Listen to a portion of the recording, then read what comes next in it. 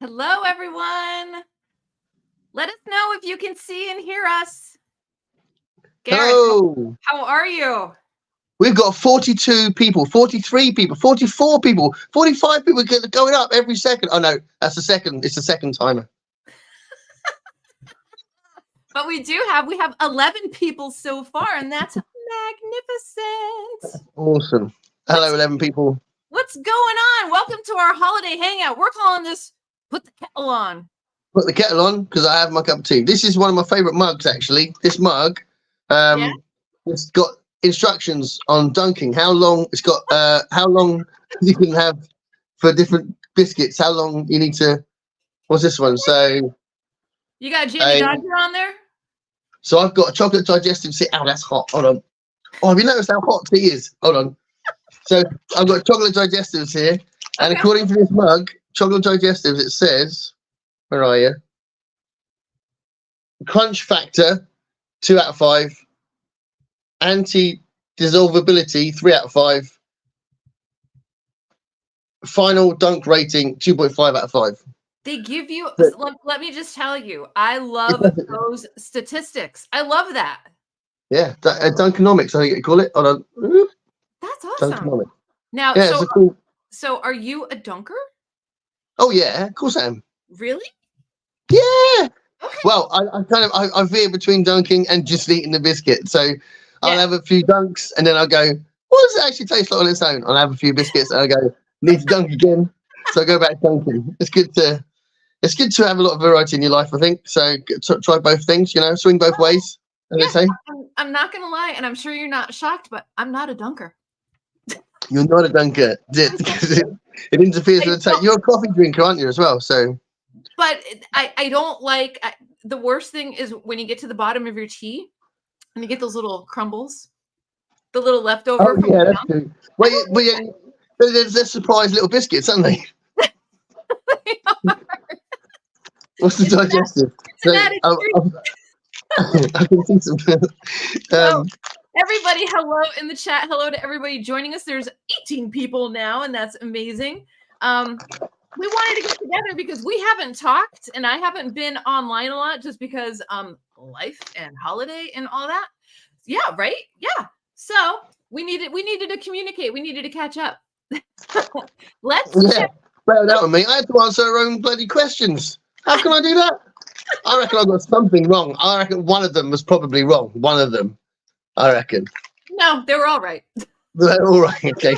Awesome. Let's go two stuck together. 2 digestives stuck together. Now, that's a nightmare. Now let me tell you, they sell those at my local market. Is it McVitie's? McVitie's, yeah, McVitie's. Yes. So I buy those, but I have to like pump the brakes because you have one and you want to have another. And another. Well, you're defining biscuits, aren't you? Basically. Every biscuit is better. The only one that's not like that is pink wafers. One and you go, all right, that's enough. You're good. But yeah, digestives. I mean, but do I eat them? Oh, hold on. Oh, they might be separating. No. Do I smash them onto a table to separate them? No. At the risk of them going into 15 million pieces? Do I eat them 2 at a time? That you're living on the edge, buddy. You're living on the edge. Do I leave it and just get another one and just leave it for another day? Yeah.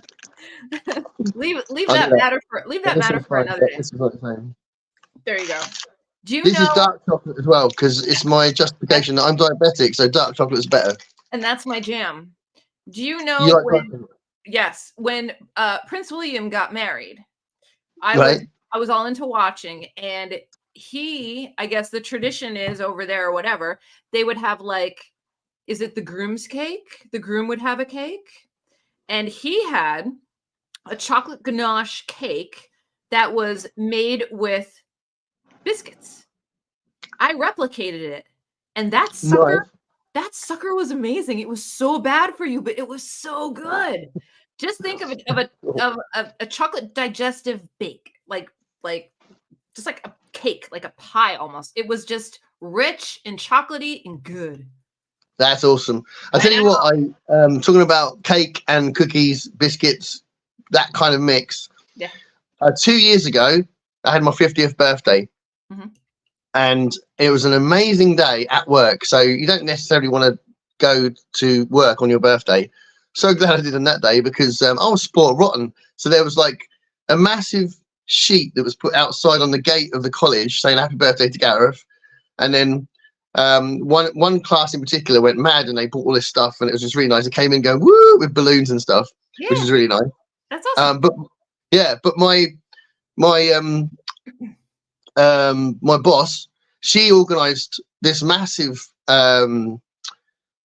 collection, and she also got the catering staff involved, and they made this enormous Cookie Monster cake.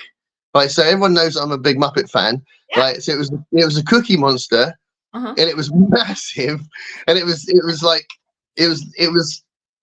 looked like brilliant as well. And it was the Cookie Monster eating a cookie with 50th birthday written all over it, and it was just amazing. I didn't really want to eat it because it was so cool, but obviously I did because it was made of cookies. It was amazing. So yeah, cookie cakes, nice. So cool. All right, I feel like we're ignoring people. Let's say hello to who's all here. How's that?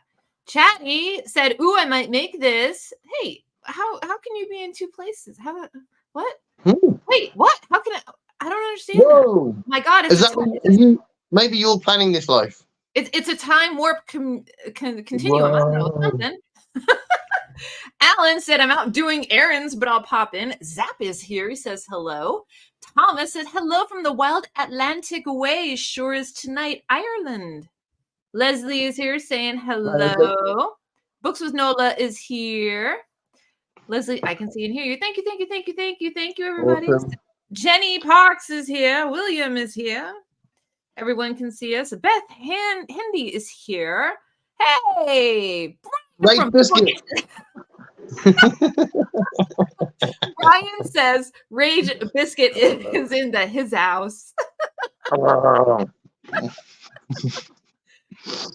That's so good. If you've all followed our little chats and lives, you know exactly what that statement is all about. Glad to see you, Brian. Alice is here. Hello, Alice. Good to see you. What is a digestive? Leslie needs to know. So explain it. What does it say? It's good. Does it have it says wheatmeal. God, this is hard to read. You need cheaters like I have. It's like that. It's basically like it's like almost like it's between a cracker and a sugar cookie, but there's not a lot of sugar in it. It's like, I don't know, it's just good. And then some of them you can dip them in chocolate like that, and they're dip them in your tea. Yeah, you could do that if you want to, or you could just eat them like I do out of the box. But they're good. Check your local market. Check to see if you have like an international section. Chances are you might be able to find them. That's amazing. I love the idea that you've got English stuff in an international section. Oh yeah. Well, it must be a better description. Well, you know what I'm making? It is like a normal. I don't know. It's like the. Go on. What I'm making tomorrow? I'm making mincemeat pies, baby. Nice mince pies. But here I'm making mini ones. I'm not making the big one because they're like horrible for you. So I'm just gonna try like a little one. And here's the thing is that we've got Italian cake here. What is that? So this is a panettone, chocolate chip panettone. Okay. From Morrison's, and we usually because my wife's half Italian, we usually get some Italian cake. It's like a very soft sponge with like frosted sugar all over it, and it's in the shape of a tree because it's Christmas. Yeah. So yeah, we usually get that as well. But somewhere there's some mince pies. Oh, I'll tell you what. Does everybody like the snow? If you want me to take it down, let me know. I just thought it'd be festive. And if anyone is fed up of me talking about biscuits, let me know. This is my favorite make of like normal biscuits. So there is my favorite make, what they call farmhouse biscuits. I love them, but you have to order them specially. You have to order them online because you can't find them in any shops. Okay. Unless you go into the deep darkest countryside in like, I don't know, somewhere in Bedfordshire or something, or Derbyshire, you might find some shops got some farmhouse biscuits, but in general they're difficult to find. So you have to order them online. But these are everywhere and they're amazing. Fox's biscuits. They are awesome. So this isn't sponsored. This stream is not sponsored by Fox's biscuits, but they're so good. And it's what you got here. You got crunch creams, jam. So that's like a jammy dodger, like a jam and cream one. Chocolate cookie, like a chocolate chip one. Best ones are these ones where they got like chocolate all over it, and it's like really thick chocolate. Do you know that I appreciate a map on the back of a cookie container? I appreciate the map. Yeah. It's awesome. The illustrated legend. They're amazing. And then you got, so there we are. So we've got a few of those. Apparently, I mean, we used to buy tons and tons, and apparently, I've got diabetes, so I can't have loads. I might die, whatever. You gotta watch your serving. We need that you, was Gareth. a cruel thing. What? That was cruel, that was, because literally I was the biscuit king. You ask anyone in any country, anywhere, they'd say, yeah, Gareth, he's the biscuit king. Okay, all right. But now I'm not. I'm the biscuit disappointment. Oh. I'm going to put you down as a biscuit king. How about that? You're going to put me down? Not yet. I'll put myself down with all the biscuits. All right. Let's see. Let's see. I need a Dunkanomic mug. Yes, we all need that. That's Jim. I did an impression of Jim in one of my videos. I'll do it again. Hello, Jim. Love it. Erie says, you've got the wrong accent to be a dunker. I'm not a dunker. That's the thing. I'm not. Yeah. Jenny says, Americans just missed completely. They're like, oh, I can't do it. It's just not my thing. My husband likes to dunk. He's a dunker. He was a basketball player. He likes to dunk. I'm not a dunker. Do a DNA test. See if he's got some English blood in him. He is Welsh. He is Welsh. Oh, there we are. Yeah, they love dunking. Yeah, he might like cheese on toast as well. Big in Wales. He might. Let's see. Uncle Monk is here. I'm a new subscriber to both your channels for maybe a month now, so I find this a good opportunity to find out more about both of you and your channels. Uncle Monk, I mean, this is it. Thank you. Hello, Uncle Monk. And you've got Charlie Brown as your image. That's awesome. Awesome. Yeah, very welcome, my friend. Yeah. We need to know more about Uncle Monk, don't we? Yes. That's what we should do one night. We should turn it around and have we'll ask questions of all the subscribers. If any of my people who comment on my channels want to do a live, genuinely, I'm well up for that because I love doing lives and I haven't done one with someone who comments and it'd be nice to meet them. Sure. Yeah. A lot of fun. What do they say? Never meet your commentators. I don't know. Williams Library says, I'm drinking instant soup from my mug. Yeah. Uh-oh. Instant soup. Nice. You got to read it quickly. Brian has a very important question. Gareth, would you dunk a Jamie Dodger? Yeah. It's a biscuit. So you got to dunk it. Do you guys do cookie at all over there, or it's strictly biscuit? No, yeah. Have I got any? Yeah, definitely. I mean, some of it, like the chocolate chip cookies are big, but do we get all sorts of variety of different kind of cookies? So they're called cookies because they're different design to biscuits.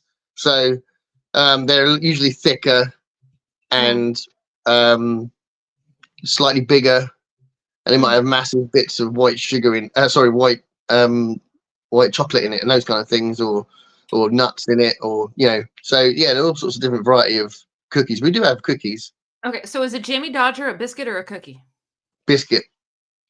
But over with you, it's probably called a cookie, isn't it? Because you call all biscuits cookies, right?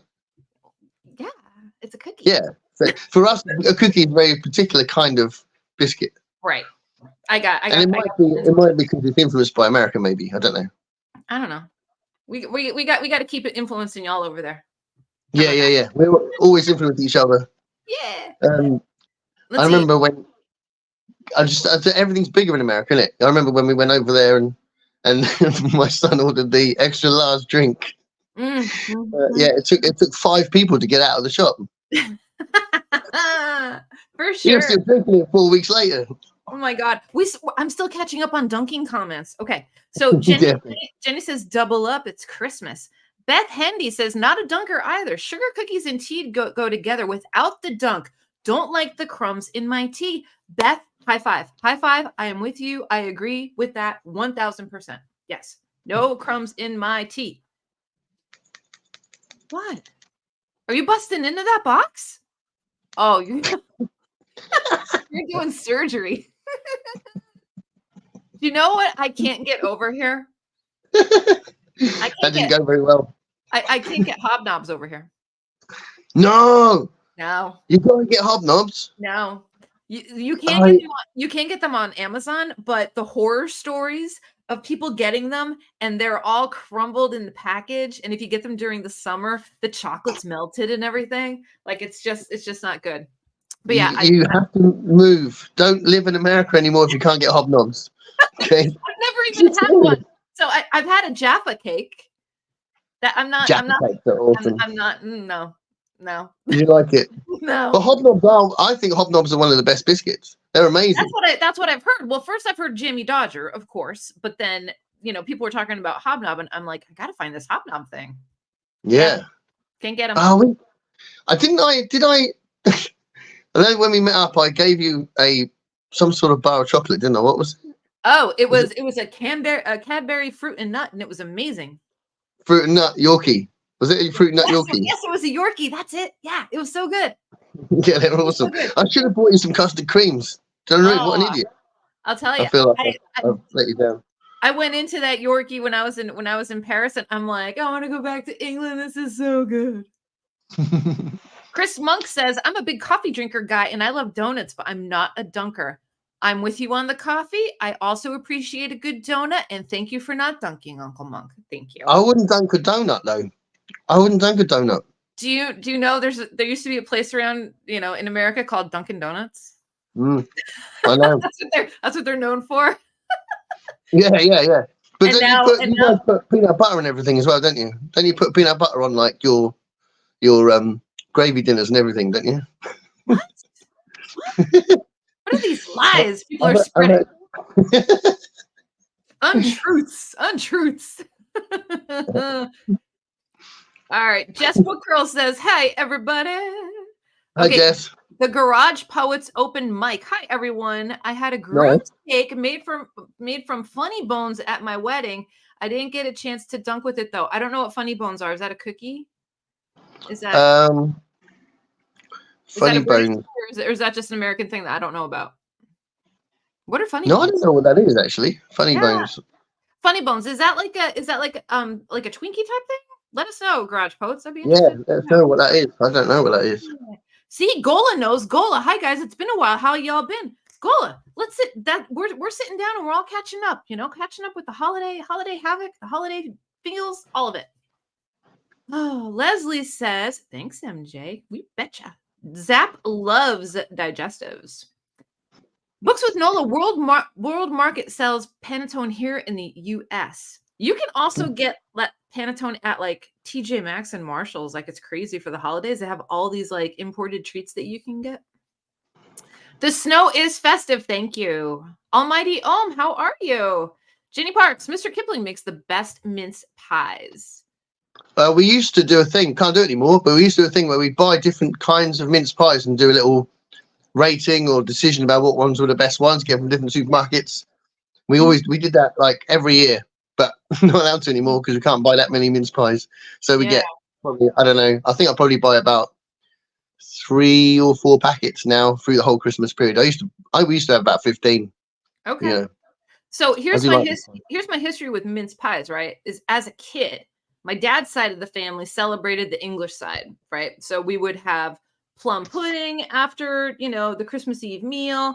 They, one year my mom was on this thing. My mom's a stay-at-home mom and she was a great cook, but she got bored around the holidays. So like one year, like she comes out to the table and she made a duck.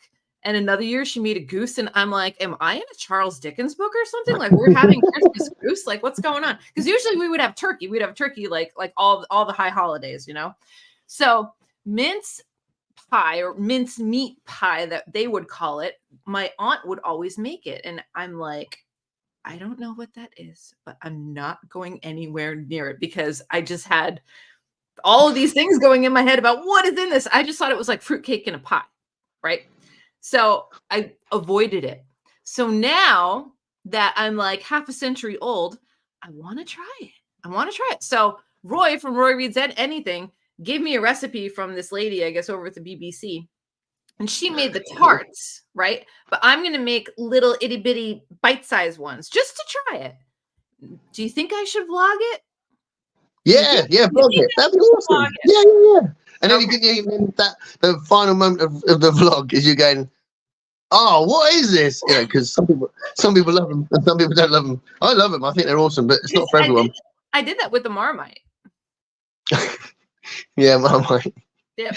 Marmite's a strange beast. I like it though. I like the savory. I like it. All right. Yeah. Gola says, I like the snow as long as someone else shoves it. Yeah. I meant, we know what you meant. We got you. Yeah, hey, bookish Bryans, what's going on?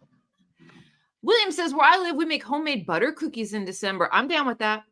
That's I like biscuits or cookies where you can really taste the butter. That's just awesome. I love that. You know, I make a good homemade shortbread too. That's good. That's like, it's butter and powdered sugar, basically.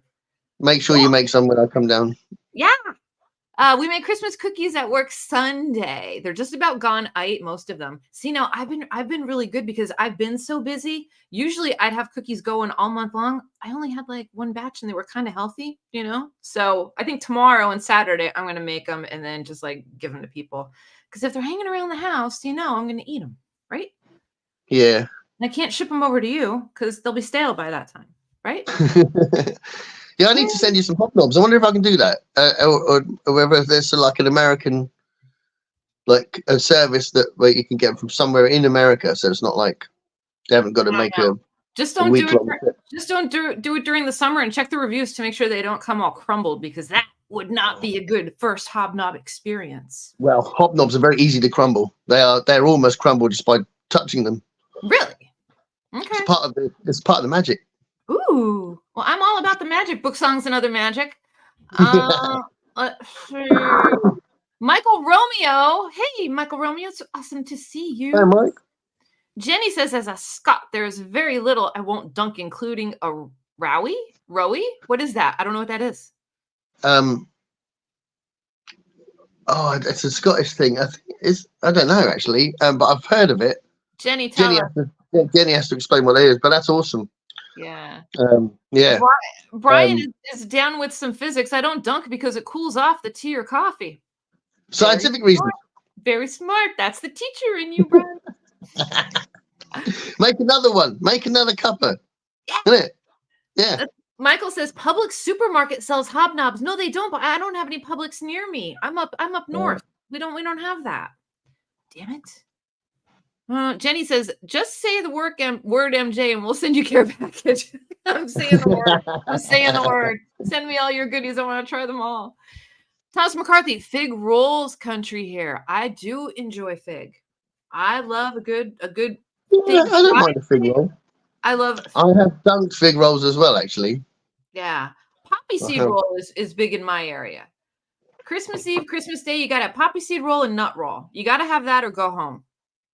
You know? Let's see. Alan says, hey, y'all, waiting a train. He's taking us along with him. William says, if I put your videos in a chat, I'd show you my jars filled with cookies and biscuits. Nice.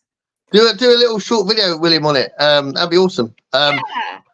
Your recent shout-out videos were great, by the way, William. That was awesome. Yorkies aren't for women.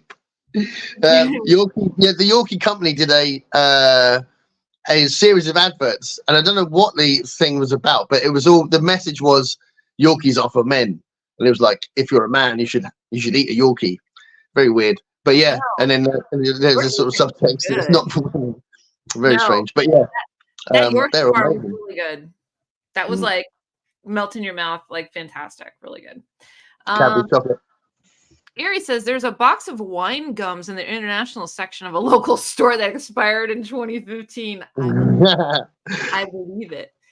Let's see. Check World Market. I get all my British and Australian snacks there. Ooh, so I could order from there? Is that what you're saying? Michael Romeo, I dunk ginger snaps in my tea. Now, see, I think they're like ginger biscuits, aren't they?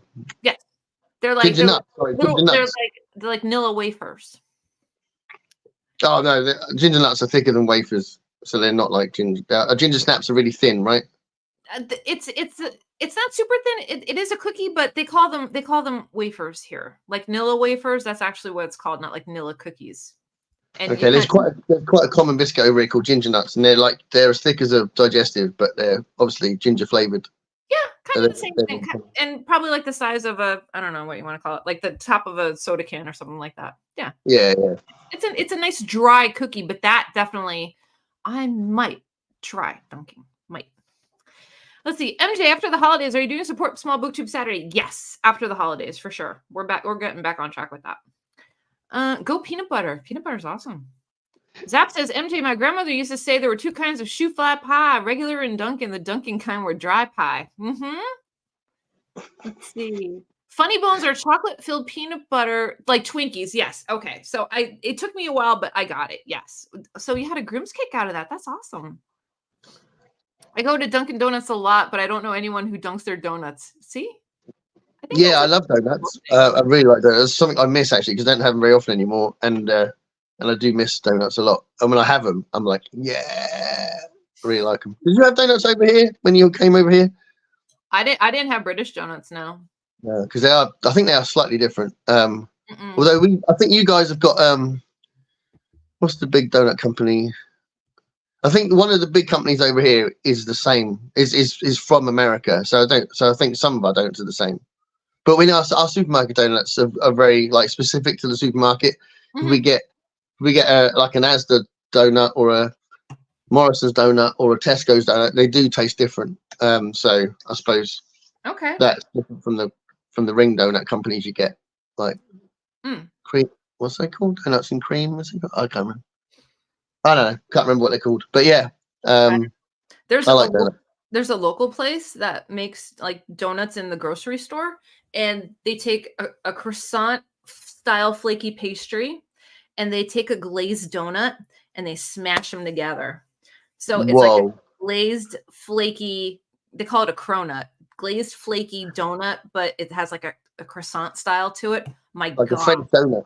It's one of those where you take it home in a bag, and the bottom of the bag is like completely soiled with like sugar. Like it's just crazy. Oh, that's yeah. Because donuts, when I was a kid, I just associated donuts with the seaside because obviously I live on the seaside. But if you go to any fun fair, they have donuts there where they got like a donut machine and they're like caked in sugar. And like you usually get them, and like the bottom of the paper is just like layers, like just like inches and inches of sugar. And that was like where everyone got donuts, and then clearly they're all over supermarkets now. But definitely that was in my head. I don't know if this is true for every British person, but in my head it was associated with the fun fair. And you went there, it's like candy floss and donuts. You get them at the fun fair. Candy floss is cotton candy here. Yeah. That's what we call cotton candy. And we have something called rock, which I don't think you guys. I don't know if you have where, So my fun fair is in Southsea, so it would be Southsea rock. So my son lives in Brighton. It would be Brighton rock, and it's like this. It's literally just a sweet that like a candy that has got the name of the place written through it. And it's just like literally just like eating sugar. So we have we have a thing called rock candy that was big when I was little. Like people, it might be the same thing. Yeah. It's kind of like huge crystals on like a piece of string. Oh no, these it's like one like a tube, I suppose. Okay, no, ours is different. Ours is kind of like a science class too. When you make it, it's kind of cool. It might just taste the same. Yeah, it's all sugar. It's all sugar. Michael Romeo loves mincemeat pies with vanilla ice cream. Whoa. I ate a lot of Marmite as a child in New Zealand. I like it. I like Marmite. Me too. I'd suggest watching Tasting History with Max Miller. He made mincemeat pie with actual meat in it and plum pudding. Also, a ration-friendly version from WW1. Nice. Oh, this time of year, there are all kinds of homemade cookies in the cupboard. Shortbread, gingerbread, icebox cookies, pure heaven. Yep. Nice, nice. Okay, Jenny's going back on that cookie. It's a type of roll. Don't Google the ingredients as you'll feel your arteries hardening just reading them. That's a rowie or a rowie? Rowie? Rowie, yeah. Okay. Scottish thing, isn't it? Aaron read a book. Hi, Aaron. Hi, all. I missed the beginning of this chat, but hobnobs are the best dunker. Okay. Yeah, Aaron would love hobnobs. I know he would. Yeah. Gola is also on Team Non-Dunker. Doesn't like the crumbs in his coffee or tea either. Yes. Yes. Oh, Jenny Parks. Them fighting words, Aaron. I dunk donuts. Yeah. You know, a lot of people do. It's a thing. It's a thing. Aaron read a book. What do you dunk, Jenny? Shortbread. Krispy Kreme. Do you guys have Krispy Kreme over there? Oh, Krispy Kreme. Yeah, that's the company. Yeah, Krispy Kreme. Yeah. Oh. My daughter worked for Krispy Kreme for a little while. We've got two big shopping centers in this city, and there was a Krispy Kreme. There still is actually. Yeah, there's a Krispy Kreme in one of them, and she worked there, and she used to bring back trays of donuts sometimes. She'd go, "Oh, these are leftovers." Like, why? But yeah, they're like, so that's what I imagine would be American donuts. And you probably have lots of varieties as well.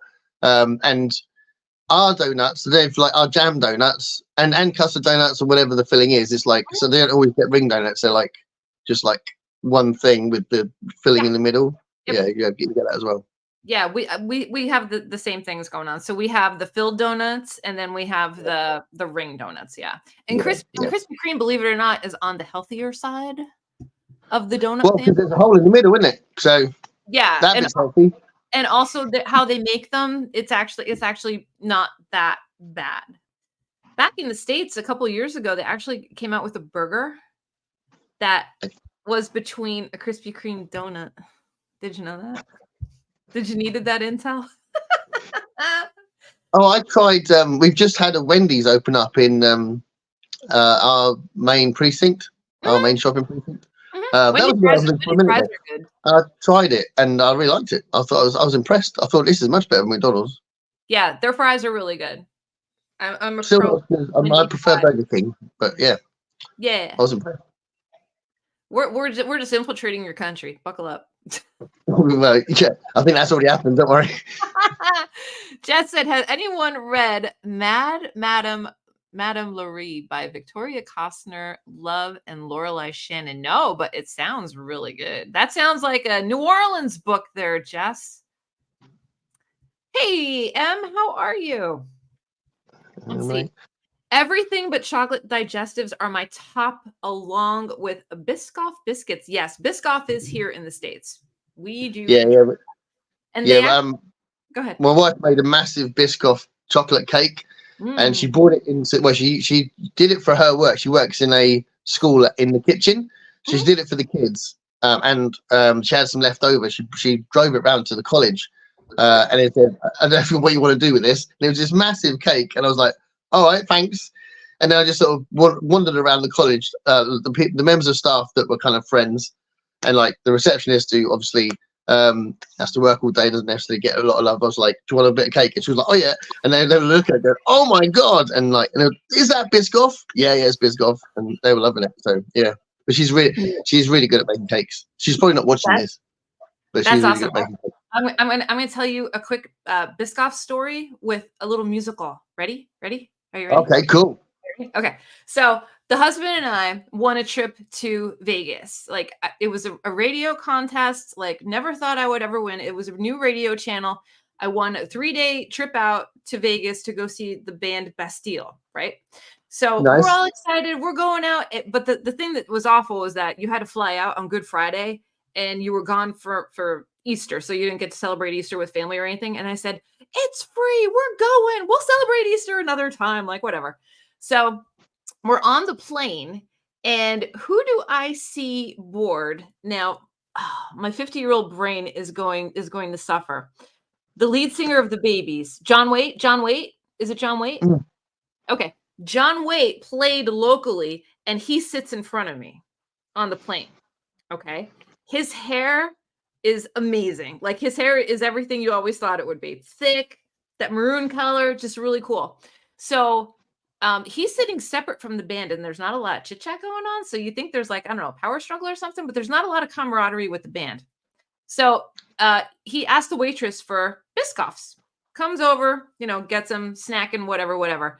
And I'm like, oh my God, that's John Waite sitting in front of me. Like, as an 80s person, I'm like, whoa, this is huge, right? So all of a sudden, all of the stewardesses come out with these huge sleeves of Biscoffs because I guess he really, really likes them. And they gave them to him, and he took them off the plane. Just huge sleeves of these cookies.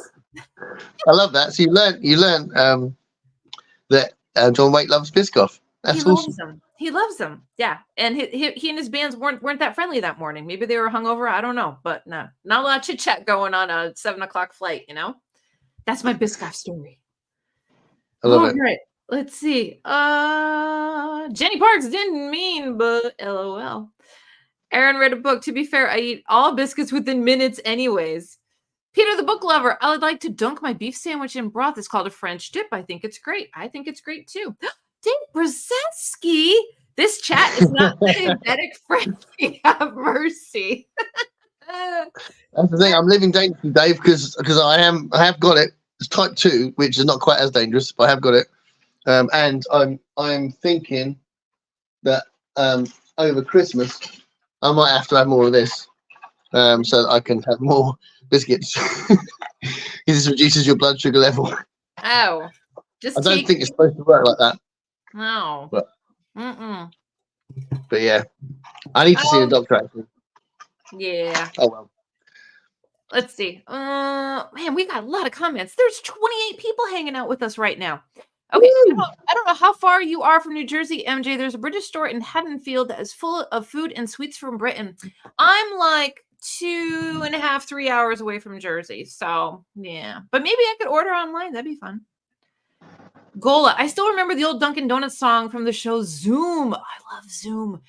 In the late 79, early 80s, it's stuck in my head to this day. I don't remember the song, but I remember Zoom. That was like one of my formative year shows, Yes, it is a New Orleans book. I knew that. Are you all from the UK? Gareth, am I from the UK? You're only from the UK for about 4 days, weren't you? Like 3, maybe. My heart, my DNA is in the UK, and that counts. No, he might be asking the chat as well. The what? He might have been asking the chat as well. Oh, yeah, probably. Here I'm thinking it's just all about us. Come on now. All right. Yeah, no, everybody's from all over the place. Mr. Mayhem, I have to bow out. Everyone want to wish you a Merry Christmas and all the best. Stay safe. Same to you. Merry Christmas, Jim. That was a good one.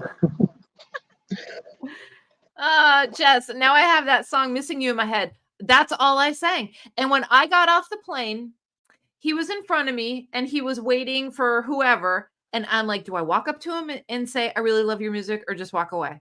What do you think I did? You just walked away. I did. Yeah. I did. Yeah. I couldn't do it. And the thing that I could is that he's very short. He's a very short man. He's smaller than I thought he would be. And as a woman that is 5'8.5", I couldn't do it. I'd be like, I really love your music. Could have knocked into him and said, I ain't missing you at all. Oh, Dave Bretsky says, same here, Gareth. Dave, both of you need to start taking care of your health in 2024. All right. We're going to have healthy booktuber, I don't know, symposium or something. I've actually literally deliberately not talked about it on my channel. So but you talked about it here. Yeah. This is the most I've ever spoken about it because it was quite a distressing thing for ages. Yeah. But I'm kind of reconciled with it, and I'm just thinking that I'll go to doctors, take my tablets. I'm going to do what I can, but ultimately I can't do what they want me to do. So we'll see how we get on. You'll get on just fine. Trust me. All right. So Brian again. Brian's like a sniper from the side. Waite wanted to make sure he wasn't missing Biscoff at all. That's a good one. That's a good one. Wasn't his band called something like Broken English or something? Bad English. Bad English. Bad English. Turn in your 80s card. Broken English was actually a band. You were in? Oh, what was the song called? It's actually the lead singer of Broken English ended up being in a Stones tribute band he was the boyfriend of the sister of one of my wife's best friends. Oh, so like a 5 Degrees of Kevin Bacon deal. Something like that, yeah. Okay. Yeah. Except Cool. yeah. Cool. Broken English. What's that song called? It's quite a cool song, but it sounded exactly like the Stones. It's no surprise he ended up being a Stones tribute act. Nice. Zap says, "Be careful, Gareth. I started out on the metformin, but now I'm on insulin." I'm on insulin as well, Zap. So I didn't want to show you needles because that's just horrific. That's just scary. Yeah. But yeah, sharp edges. You can't have that on a live stream. No. Bad enough, I showed you scissors. Hey, that's scary. Scissors, you can hurt someone with that. No. And I hurt my biscuit with it. My biscuit's in the right state now. You're performing surgery. Michael Romeo says, Zoom was awesome. About your age too. Yeah. The Babies, isn't it time? It is a good song. That is a good song, J. Nicole. I'm telling you. There's certain songs that are classic songs that you haven't heard in a long time that as soon as it's on, you have to crank it up to 11, right? What's one of those songs for you? I tell you what, there's a song that feels like a guilty pleasure. Yeah. You would definitely know it, and probably most people in chat will know it.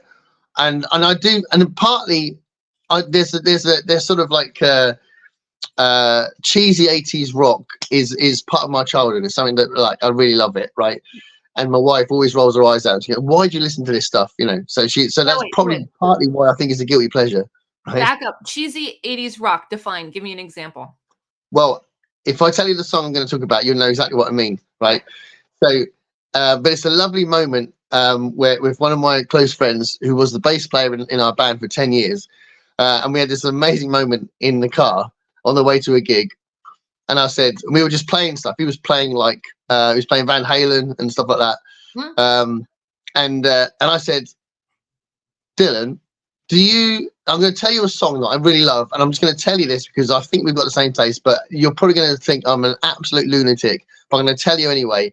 And I made this big deal about the fact that I was really embarrassed to tell him that I loved the song. And I said, this cheers me up. Whatever day it is, if I put this on really loud, I always love it. Nobody ever talks about it. It's just a song that there's like, I love it so much. And he was like, what is it? And I said, The Warrior by Scandal, Patti Smith.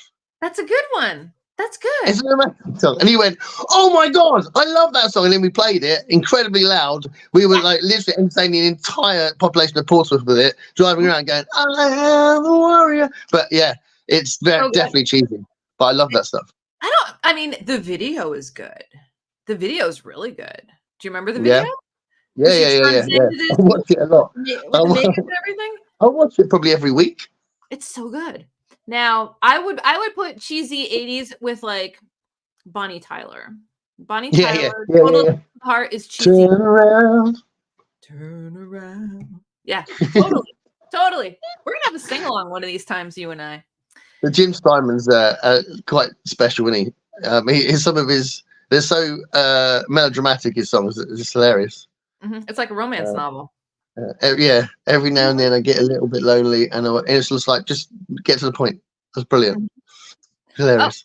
Garage says mostly YouTube, but everyone else also. Yes, I'm in the States. Gareth is over across the pond, and we're best buds.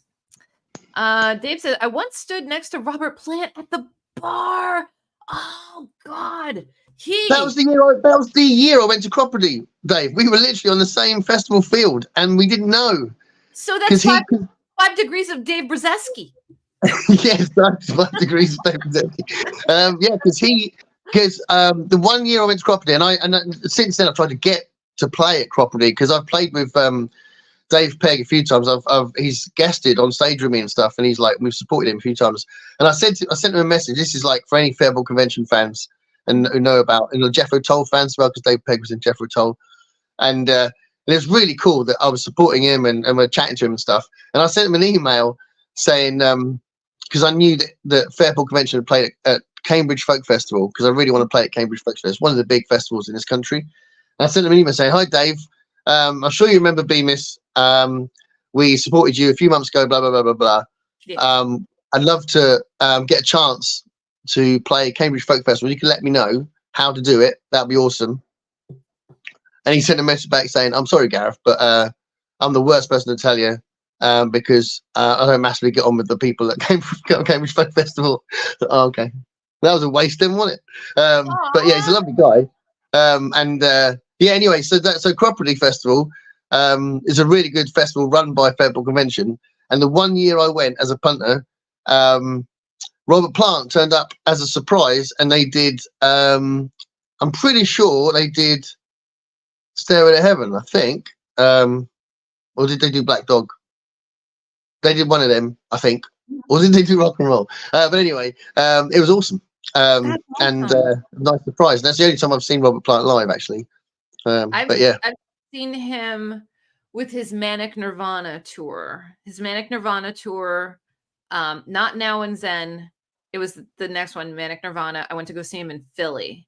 And Alana Miles. Remember Alana Miles? Yeah. She was a one-off in the 90s. Yeah. Yeah, so she opened for him, and the concert was just amazing. It was amazing. But Dave Brzezinski, you stood next to him. So how tall is he? How tall is he? These are the things I need to know. These are the things I need to know. I was a little disappointed. I don't know. I think I told you when I met Keanu Reeves. He's not as tall as you think he is. No. Can I tell you a really? Your girl's doing the looking down a little bit, you know. And I don't know if it was the slope that we were standing on, but I'm like, Neo is in front of me, and I could kick his ass, you know. I'm not very tall, MJ. So when you met me, did you think, God, who was this little sprite? I'm not too short. I made sure I didn't wear heels. I wore my Converse when I was meeting you. Let's see. Garage Poet said, "I've never heard of Hobnob, so I was wondering where the disconnect was from. I'm near Boston." Boston. Nice. Jess, so looking forward to doing the 24 and 24 Banned Book Challenge. Yeah, there's some great chats going on over at my Discord about that. Some really intelligent conversations, doing deep dives. So Jess, if you want to hop in there and get in on that, feel free. Oh, Vamp Fangs is a vampire store here in Salem. They are having pictures with Krampus for the holiday season. I got my picture with Krampus. I got my picture with Krampus one year. That was one of my first year booktube videos. You can go back and find it, and you'll see my picture with him at the end. Yep. Is there a big kind of occult aspect to Salem? Because obviously historically there is, but do they kind of celebrate it there now? Yes, it's a 365 24/7 like tourist destination during Halloween. Like that's when it's lit. Bagola lives there, right. So you know he would be able to tell you more than me. But yeah, Salem is definitely it's a place to be. That's really interesting. Here we go. Here's another one. Bookish Sniper from the Side. Modern English would stop the world and melt a Biscoff in tea with you. That's good. He's having a great time with that. I love it. I love it. Nobody wants me to crank my music to 11. Oh. He's a metal fan. Oh, like metal? Yeah, proper metal. Yeah. We talked about Tool before, eh? We're not going there again with the proper metal. Yeah, that's true. But no, I think both of us like Tool from what I remember. I love Tool. Tool? I do not enjoy Tool. I really want to see them. I haven't seen them. No. There's a few people I haven't seen. I really want to see Alice in Chains. I want to see Maiden, but I'm kind of resigned to the fact I probably won't see Maiden. But I'd love to. They're so expensive to see. Yeah. But I'm well impressed they're still going. Yeah, definitely. Who's the lead singer for Alice in Chains now? Forgot his name, but he's really good. I forgot his name. It took me ages to get used to the fact there was one, which is silly. Because I always say people should get replaced. I'm well up for that. I think the rest of the band deserve to keep playing. Journey. Journey, yeah, Journey. Yeah, they've had. I mean, there's lots of examples, isn't there? People that have kept going. I think that's a good thing. But I haven't learned the guy's name, but he's really good. And I've seen him do the old stuff on footage on YouTube and that, and he's really good. Cool. I think the rest of the band are the same. Dave says, and of course, Marianne Faithfull was close with the Stones. She recorded a song called Broken English. It's all connected. It's all connected. Ooh. Thanks, Dave. I'd like to smash my Bishkop by Prodigy. Do you know that Prodigy album is one of my all-time favorite albums ever created? It's that good. It's really weird that my son did the degree in professional musicianship recently. He graduated about a year ago, and his business tutor was the drummer from the Prodigy. That's awesome. So they're mates now. He goes to his gigs and stuff, and he says, good one, Louis, or whatever, and it's quite cool. Fat of the Land is one of my all-time favorite albums, and now I'm like 4 degrees in, 2 degrees in, 1 degree in. That's awesome. See? Lee's Library. I remember having Biscoff spread this year. Texture is like smooth peanut butter, but tasted nothing like. If I were a child, I'd just eat it out of the jar. Very addictive. They sell that in my market, and I have not gotten it. Oh, I love the image you've just taken out from the jar. What's this? Bookish is shooting at the walls of party. Bang, bang. What a great song. How much can we sing without getting like a copyright strike? And she's I keep watching footage of her doing it now as well, and she can still sing now. Yeah, I'm sure. That's amazing. Yeah. How about Peter the Book Lover says Livewire by Motley Crue is a song I like to turn the volume up to. That's an amazing song. This morning I was listening to a channel called Hair Nation, which is all like that type of music, and it's fantastic. Nikki Sixx is 65. Yeah, I know. When you think like that, you go, whoa, hold on a minute. Where's time gone? He's 65. 65. Okay. And if I wasn't married and he said, hey, MJ, he'd be like, hey, MJ. I'd be like, yes. Yes, Nikki. Jess Booker, I love the Warrior back in MTV days when they played videos. Amen to that. Plant has been at Cropperty a few times, though. He'll probably be there this year. Fair enough. About it. Yeah, mine was 92. For a while, I worked with a man who was the college roommate of Supertramp's saxophone player. Nice. I love that. My Poor Family, Total Eclipse is stuck in my head now, and I'll be singing it loud and proud all night. That's right. Turn around. Tease your hair. Do the makeup. You got it. Sandy Denny on Zepp album. Oh, nice. Sandy Denny, awesome. Yeah, I also like the XS. I don't know who XS is. Is that a band? The XS? Well, INXS. I'm a big fan of INXS. INXS, wonderful. Yeah. Dave says they never done Stairway to Heaven. I think I have the recordings of all the Robert Plant appearances at Cropperty. Okay. So are you saying, Dave, that you're always at this Cropperty thing? Is that what you're saying? I think he might do. I mean, there are people. Usually, most people that go there go every year. It's a real kind of. It's got a family vibe to it. Cool. Storm Reeves is here. Hey, Storm, what's shaking? We're almost caught up. Thanks for letting me know. I have to go. Nice chatting with you. Okay, yeah. Happy holidays. Yeah. I also like the song "It's a Heartbreak." Yeah, it's Bonnie Tyler, isn't it? Tool, Dark Violet. Heard that one. I saw Tool last year. They were great. Don't like Tool. No, I don't like Tool. No, at all. It's quite ugly music in that sense. It's not going to cheer you up, but it's nice if you want something intense. Tool kind of hit the scene with 9 Inch Nails around the same time. Is that about right? Yeah. I would take 9 Inch Nails over Tool any day. It was just their videos before, like they showed their faces and stuff. It's kind of disgusting, and I didn't really get it, And the videos are very dark.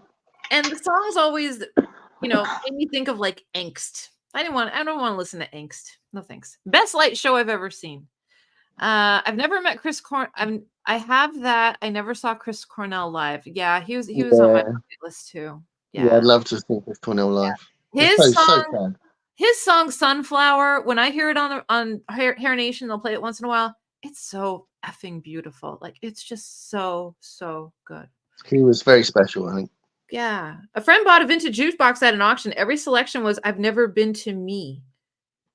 Who sings that? I've Never Been to Me. I know that song, but it's stuck. I don't know. That's an amazing story. Yeah. Every single selection was the same song. Yeah, that's amazing. I would have questions about that too. My gosh. What's the point in having a jukebox? Yeah. The thing about Fairport Convention's Property Festival is that it is the only festival that people like Percy can go to the main bar on site and people could chat with him, but he wouldn't get mobbed. Who's Percy? Did they call Robert Plant Percy? I don't know. So basically, you're saying, you know, a celebrity can go to the bar and they won't get mobbed because everybody's pretty chill and cool. Yeah. Well, that is true. That's definitely an aspect to the festival. Yeah, absolutely. Nice. There's a few festivals like that actually, because I think there's a trade union based one called Torpor Martyrs Festival every year, where Billy Bragg usually plays it every year, and he can wander around, not get bothered too much, and he'll chat to anyone that goes up to speak to him, and he's quite a big name, certainly in that kind of area as well. So yeah, it's nice when you get that kind of family feel. Yeah, a lot of the festivals I do are kind of middle-sized festivals. So the celebrities, if they do mingle, they don't get hassled. You know, but yeah, that's cool. Nice. Yeah. Ellis has to go. Bye, Ellis. It was wonderful seeing you. Peter the Book Lover, I think Undertow by Tool is an awesome CD. I love that album so much. I've listened to it to death. Nice. Dave said, a friend of mine played guitar with a Prodigy for a while. Wow. See, it's all connected. Yeah. Gola, there's a big goth vampire scene here in Salem. Oh, yeah, there is. Ginger's here. Hey, Ginger. Jenny says, every time I hear Total Eclipse, all I see is that YouTube video where they actually sing what's happening in the video instead of the lyrics. That's funny. Oh, Michael, who is Tool? Yeah, no, it's okay. You're not missing out on anything. How about it's dark, Michael? It's dark. It's not quite. I'm responsible for making Michael Romeo Talks Books a Gaga fan. How about that? I know. It's not the same, is it? Gaga's a little lighter. Oh, yeah. But he's like, really? And I'm like, just listen. And he's like, thank you. Well, my students always want to play Tool songs. And it's always the guys who play guitar and play drums that always want to do them. And most of the singers I get are female singers. So it's very hard to get a full band together to do a Tool song. Yeah. And they never choose my favorite Tool song. So my favorite Tool song, you can imagine what a light and frothy song it is. It's called Prison Sex. Oh, gosh. But it's an awesome song. Okay. It's not very nice, but it's such a brilliant song. Doesn't sound nice. All right. So the dark side of your brain. Okay, let's see. Another time at Cropperty, I told Pete Shelley of Buzzcocks the last time I saw him, we both had dark hair on top of our heads. That's funny. Yeah. Trying to listen to y'all while watching the UK Kentucky versus Louisville game. Is that basketball? Is it basketball? Or is it UK? Or is Kentucky? Yeah, University of Kentucky. Is it basketball or football? I think it's basketball. I don't know. I'm not sure. There's baseball? Would it be baseball? Would it be baseball? Not yet. They'll be doing spring training in January, February, I think. Summer thing. Not like I'm a sports person or anything, you know. Now you're talking my language. 9 Inch Nails. The angsty area was my time to shine. Yeah. If I could sing like one person who ever lived, it would be Chris Cornell. Yes. Just absolutely beautiful. If anyone in the chat has never heard his song Sunflower, go on whatever streaming thing and just type it in and listen to it, and your heart will just melt with the beauty of it. That's it. That's my Christmas present to y'all. And tell you what, if this is nowhere near as good as Chris Cornell, but while we're there, if anyone's never heard of a band called Bemis, then check out their YouTube channel, Bemis UK. Yeah, that's our friend Gareth. Yes. You go, well, ain't like Chris Cornell, is it? What? That's what people will say. They go, well, it's not like Chris Cornell. Well, because you're Bemis. That's totally different. I know. That's what I said to them. That's what I'll say back. I'll say, well, it's not the same. No. I agree. That's right. But you're still music, and that's awesome. Garage Poets open mic. I always think of the Mountain Goats as the number band for writers, but maybe that's in my circle. I don't know. Maybe that's in your circle. The Mountain Goats. I've heard some of their stuff. I don't know. Yeah, I remember liking it, but I need to look into it again. Isn't it kind of like, is it country rockish? I don't know. It, you lost me at country. Kind of like Magic Numbers kind of sound. I don't know. Let us know. Let us know, Garage Poets. Dave Brzezinski says Percy. Yes, it is Robert Plant's nickname. I knew that. How did I know that? I knew that. Robert Plant. There we go. But is he tall? Tell me what his height is. I'm obsessed with that. Oh, I'm pretty tall. Bookish Brian, same with me. I don't think there was ever a better rock singer than Chris Cornell. Honest to gosh. And you go back on like the old stuff, right? Oh. Yeah. Temple of Dog and all that. When he did before that. Hunger Strike. I love that song with him and Eddie Vedder sing together and all that. Yeah. Amazing. Even before that, he was on a movie that was in the 90s, and I can't think of the actor because my brain is just fried. But it was called Singles. Matt. Before Singles. I know Singles. I have that. That is one of my favorite soundtracks of all time. That is so good. It's a great film. I was like grinning all the way through that film. I loved it. Yes. The movie was called Pump Up the Volume, and it was kind of a take on like a Howard Stern, but the kid was in high school and he was an introvert and nobody knew, but everybody would tune in to like shortwave radio to listen to Harry do his radio show. And Christian Slater, right? It was Christian Slater. Yes. The soundtrack for that album is Chef's Kiss 90s, and Soundgarden is on there with 1 or 2 tracks. Just phenomenal. Like they're amazing. I had to do it didn't end up happening, but I was asked to do a Desert Island disc. I had to choose 8 songs out of the millions of songs that I love. But choose 8 songs for this Desert Island Discs interview thing. Yeah. And I was like, how am I going to choose 8 songs? But one of the songs I did choose was Rusty Cage by Soundgarden. So good. That is such a good song. Insane song. It's so wonderful. Incredible. Everything about that song is just insane. Yeah. Yeah. Brian said, I almost top type prison sex is great.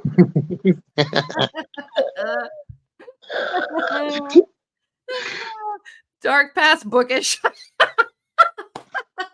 Last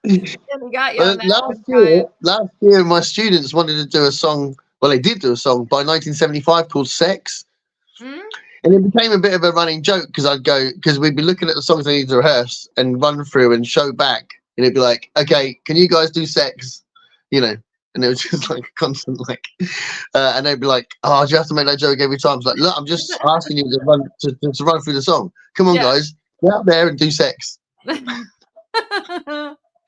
Eddie Vedder and Chris Cornell were in the same band for a bit. They had some pipes. Yes, they did. Temple of the Dog was amazing. Temple of the Dog, yes, Leslie, don't dislike me, don't hate me, but we are a North Carolina Duke household. I know. Yeah, I just had to put that out there because people may not like my basketball team, and I get that a lot, and that's okay. Dave says, none of us have the same taste. Exactly. I like Tool. I prefer NIN, but I much like hair. I don't like much hair metal, but I was older in the 80s when adverts recorded No Time to Be 21 was 21. Ah, yeah. It's a bit older, yeah. Yeah. He may have come through the punk scene, mightn't he?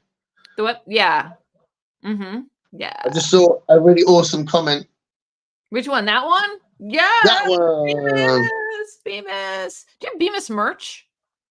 Yeah, we got Bemis merch. You can get t-shirts and all that from our website, which is bemis.band. But also, you can buy digital versions of all our albums on Bandcamp, and I'll get all the band gets massive percentage of the money on Bandcamp. It's much better than Spotify for paying for the band. And I did a solo album as well during COVID, and that's on Bandcamp as well. Okay. Gareth, I'm going to ask you a very important question. Are you ready? Do you have all of that? Do you have all of that information in your about section on your YouTube channel? No. You should, because people will buy your shirts and they will buy your albums. Put that information in your about section, Gareth. It'll be huge. I do too many things. I don't even list my books that I've written. I'm terrible. Well, get on that. Fix it. You can do it. Yeah. I used to, but then I thought, oh God, I keep going on about it. So I felt a bit embarrassed about it, so I stopped doing it. Why am I holding my scissors like I'm going to do something with them? Because you were trying to get a chocolate digestive apart. Got to cut something. I need to cut something. Dogs. Ralphie. Oh, let's see. Williams Library. I should make a video telling the story of my first concert I attended in 2001. I remember it very well. First concerts are amazing. My first concert was Expose. Come go with me. Oh. Yeah, it was an 80s girl group. Yep, that was me. Nice. My first concert was a real experience. I was 18, hadn't been to it. We didn't have a lot of money when I was a kid. So I was 18 before I had my proper first concert. Thankfully, my kids had gone through like loads of festivals and stuff when they were really little because of their dad being in a band and all that. But my experience was much later. So I was 18, and it was a really funny situation where I was working in HMV, which is a record shop over here. Yeah. And someone came to the counter buying an album by The Men That Couldn't Hang, which is a band that kind of on the same circuit as the Pogues. So obviously they you know about the Pogues. So similar style, but not quite as Irish, but yeah, similar kind of sound, or similar kind of fan base. And he bought this album. We were chatting away, and then he said, "Yeah, I'm going to see him tonight." And I was like, "No way!" It's like, "Yeah." And then just this is a random stranger, and then just out of the blue, I went, "Can I come?" He's like, "What?" He's like, "Yeah, right." And then I was like, "Okay." So I bought a ticket, and then I just randomly went with this guy in his car to London and saw the Men Couldn't Hang and the Mean Fiddler. It was an amazing night, and I got absolutely beaten up like crazy because I didn't know about the mosh pit thing. And I was taken off. I was kind of protected by security, put on stage, and then the singer Kush, who became a friend as well, he dragged me off backstage, and I sat backstage for a bit, and then went back around to watch it again. So it was a real like whoa kind of moment, and it was really cool because that was my first concert, and then years later when Beamer starts, and then we've supported them a few times. They were two of the members of that band were on our second album. And we're supporting them again next year, which is really cool. And that'll be the first time for a while, actually. So yeah, so it's been that was the start of me going to gigs as a kid or as a teenager, and then later on, you know, I sort of met them and became friends with some of them and all that. So that was really cool. Awesome. A nice little thing, yeah. I love that. Love that. And the lead singer now is a lovely guy. It's a really nice guy. So good. Let's see. Yeah. Jenny Park said, never heard of Bemis if they have a cool singer. Yeah, they do. Dave says, went to Acropolis a lot between 1992 and 2017, but not since. I saw Soundgarden in 94 at Lollapalooza with Rancid and the Ramones. Oh, the Mountain Goats play a lot of different styles. They started as one guy playing his acoustic guitar into his boombox. Cool. Nice. I was at Lollapalooza in 93. When Pearl Jam was just about to break big. That was a good time. Ministry played. That was a good time. Did Primus play that as well? I don't think it was Red Hot Chili Peppers. Red Hot Chili Peppers were the headliner. I think Primus may have been either the year before. Year before was the first year, and that's when Susie played. Susie and the Banshees. And it kind of, you know, it went a little more rock the next year, I guess you want to say. Steve Fuller. Hey, Steve Fuller. Oh, Spoon Man is fabulously fun. Yeah. Man. Yeah, I remember that. One of my favorite rock vocalists is Arthur Brown. He's still got the voice even in his He has. Yeah, he has. Arthur Brown. So obviously everyone knows Fire. Boo, I dare you to burn that one, right? Yeah. And I was really excited to see him at a festival we played at just after COVID. So was it just after or just before? Just before COVID. Mm-hmm. It was a really good festival anyway, a very proggy festival. Carl Palmer did a set as well. He's the guy from Emerson, Lake and Palmer. Mm-hmm. He did a set as well. But Arthur Brown, I was really looking forward to seeing him. His band were amazing. He did such a brilliant set. And he's in this, like, I think he was 76 or something. And his voice is amazing. And he kept changing costume, and he was all over the stage, and it was just like, this man's amazing. So yeah, it was really good, really, really good. and I had a very, very quick chat with him, because he was like meeting people at the he was kind of mingling a bit. So nice guy as well, and then the rest of the band did as well, actually. Yeah, that's really awesome. cool. Yeah, Brian from Bookish, and it's raining ice picks on your steel shore. Yeah. Dave says, my first gig was Hawkwind in 1974. I was 2. I would have guessed that Dave was a Hawkwind fan. Michael Romeo talks about my first concert was Queen. Well, you can't, you know, that's a good first concert, Michael Romeo. That's all I gotta say. I tell you what, Brian and Roger are still around, but I know that it's still, because I don't seem to be able to sort myself out.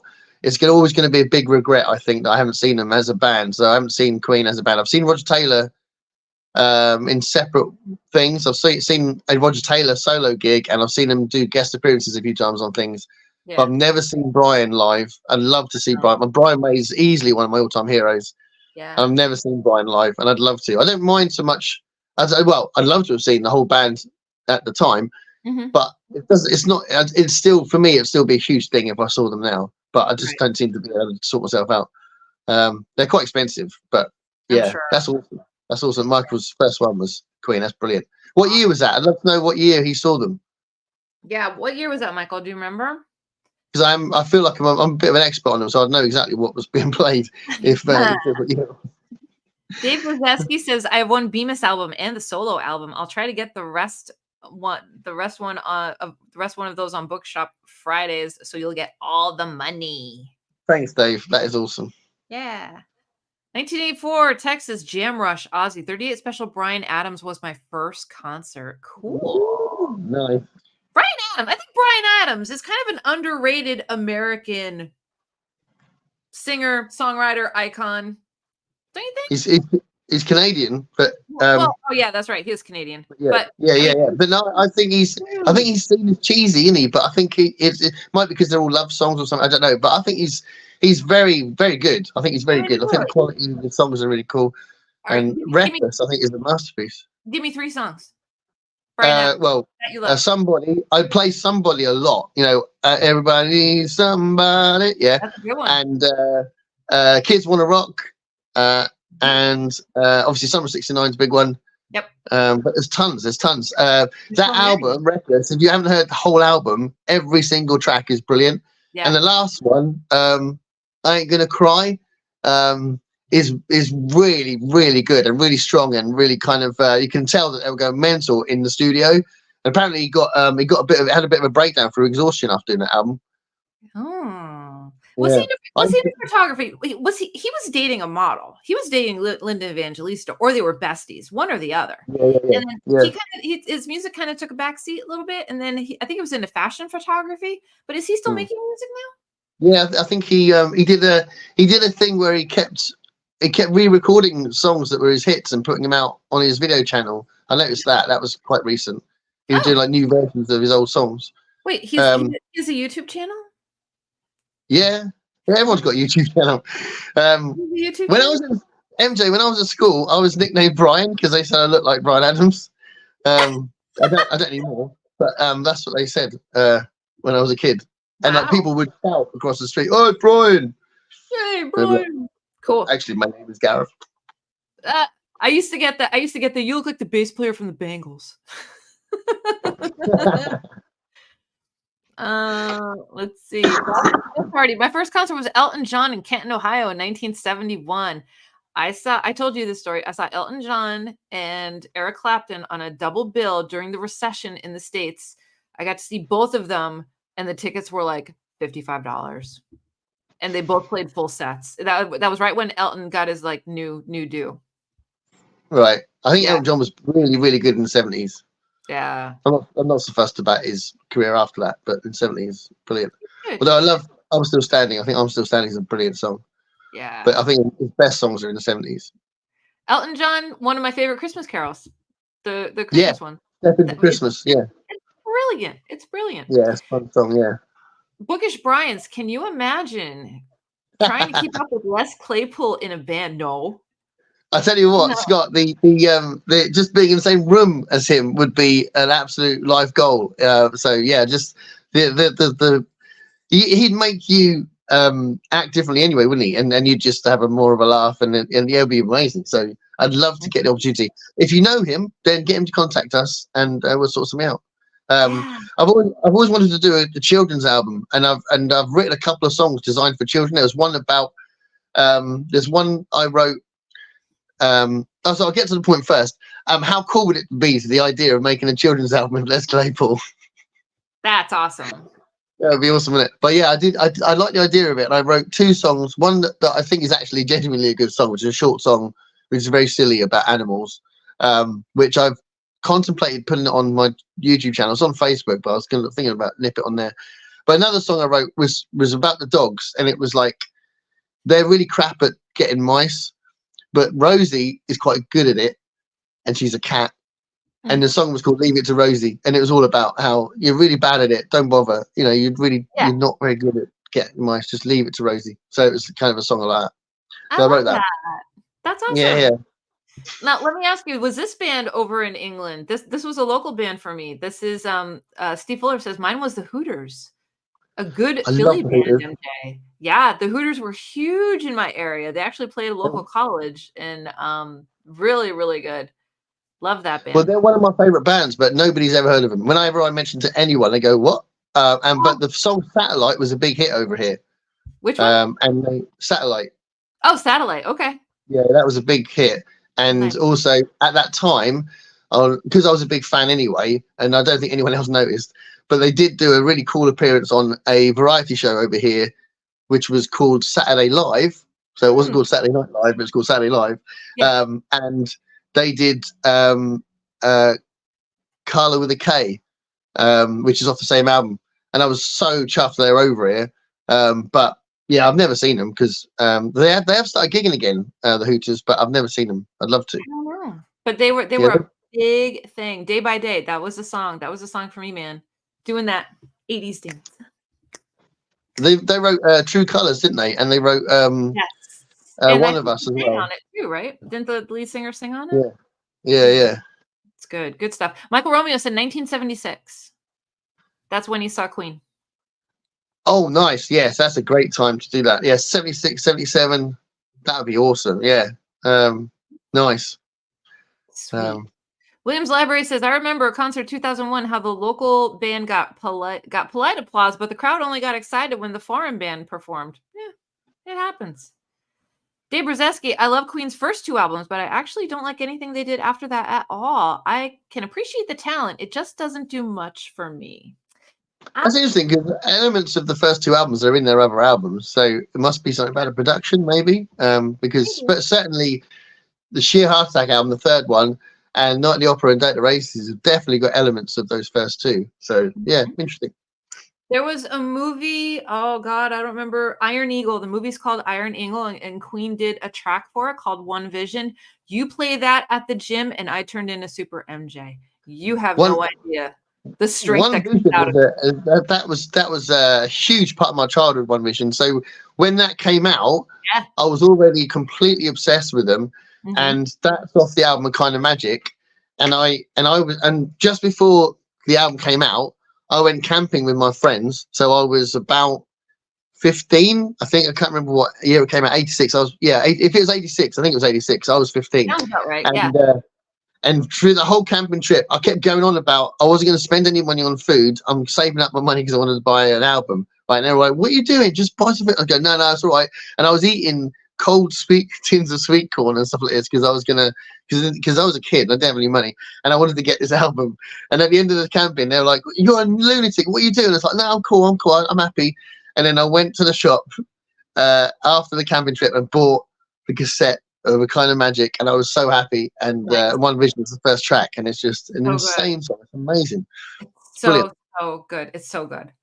Brian I tell you what though, One Vision would be a great. Sorry, I was going to say One Vision would be a great anthem for a fascist dictator. Yeah. Or a chick that likes to do CrossFit. How's that? Brian says Bryan Adams is cheesy. He didn't have a lot of fans at the '84 Texas Jam. I will say that Bryan Adams is chick rock. Can I start a new thing? Chick rock. Mm-hmm. He's female fan friendly. We like to jam to Bryan Adams. Chick rock. Like he's not cool. He's not feeling cool, and he's not edgy or dark or. That's why I said that. I thought he was cheesy. I think Brian's agreeing with what I was saying. That I think he used that because of that. That's the nature of the song. It's very light and fluffy. Yeah. Are you ready for this one? Garage Poets wants to know, how can I hear Bemis? Okay, so there is a YouTube channel which is Bemis UK, so you can watch us. But we're on Spotify. But on Spotify, you have to say BEMIS. So shall I test it out? No, not Spotify. Oh, well, it is on Spotify. So what's the face? Alexa, play BEMIS. BEMIS, right? No, it didn't work. Alexa, stop. You're stupid. Alexa, you're wrong. Oi. She said, thanks for telling me. Alexa, stop. Right. Alexa, play BEMIS. What are you doing? Alexa, stop. If you want to play Bemis on Alexa, it might take a while. Alexa, play DNA by BEMIS. Here's DNA by Bemis. Hey. Will I get a copyright infringement on that? No, that's right. Alexa, stop. I don't want to get a copyright infringement. All right, so Garage Poets, you know how to play Bemis now. Bemis is the official band of BookTube. It's my it's what I tell you what, it was I did this a lot more. BookTube happened for me because of COVID, so I had a channel that was my own personal channel before I decided to turn it into BookTube because basically the guy that I formed the band with left the band for a while, and when he left the band, the people that were still in the band or had just joined the band were like, Gareth, we need to do something about the fact that when people see us now, Richie's not there. Mm-hmm. And I'm like, okay, well, what do you want to do? And they're like, well, we need to take the Richie stuff off. And I was like, well, I don't want to do that. They did persuade me to do that. And then I still wanted them out there. So I thought, well, I'll start a channel that's just for me to put the stuff with me and Richie and solo stuff and that kind of thing. Mm-hmm. And then in the end, Richie came back and it didn't make any sense for me to have a separate music channel. So COVID happened. Mm-hmm. And actually before COVID happened, I decided to make it into a BookTube thing because I watched a lot of BookTube and I thought, well, I'll do that.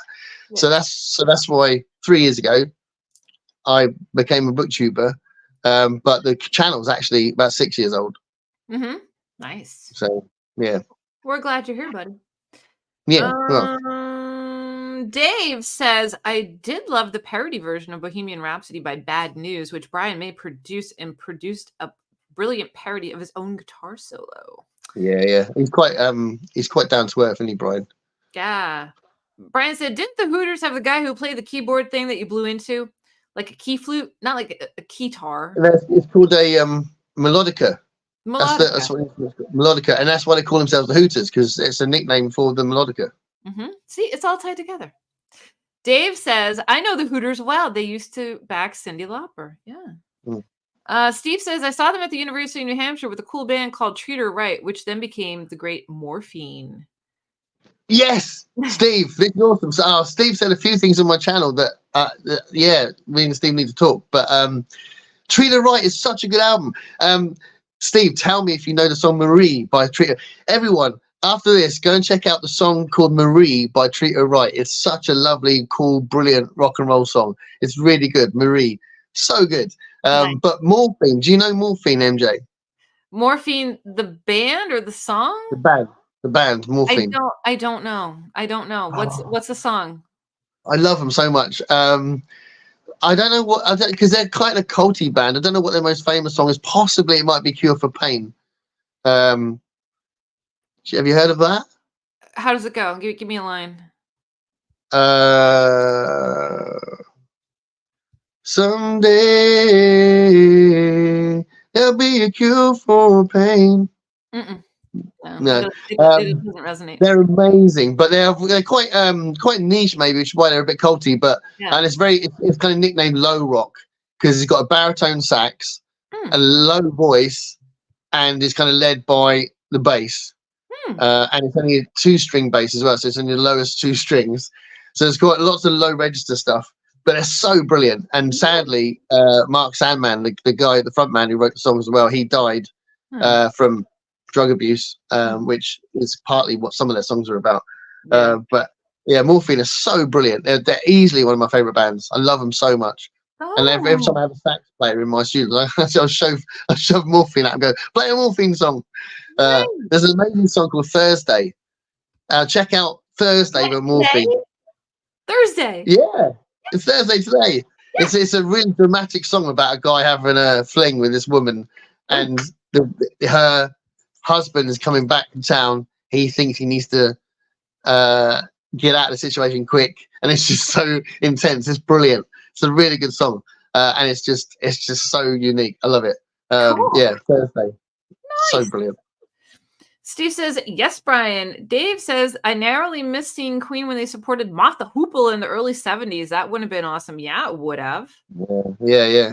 Iron Eagle was my favorite as a kid. Love Lou Gossett Jr. It was fantastic. He's kind of underrated, isn't he, Louis Gossett Jr.? Yeah, he was really good. Yeah. Let's see. On my way home, you're still on the train. Glad to see you still on. We're only on till late. I like Bryan Adams. Good. Dave says, I quite like Sheer Heart Attack, but I can't stand A Night at the Opera. Sorry. Hey, Reading This Life says Bemis. Bemis. I like Bemis. Yeah, Bemis. DNA is a great tune. Agree on the chick rock thing. My wife and I had 2 songs when we started dating. Hers was Heaven by Bryan Adams, and mine was Satisfaction Guaranteed by The Firm. The Firm had Jimmy Page, right? Jimmy Page and Paul Rodgers. Yeah. I'm a big Paul Rodgers fan. Paul Rodgers, his voice went. He had an illness that affected his voice, and it was a big deal when apparently it came back and he was able to gig again. I saw a little report on it on YouTube, and it's just really nice to see because it was followed up by some footage, and he sounds great.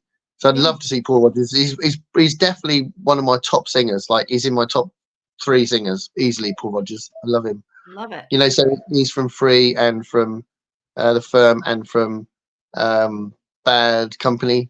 And all that. That's what, and he was the first person to replace Freddie in Queen, wasn't he, as well, Paul Rodgers? Cool.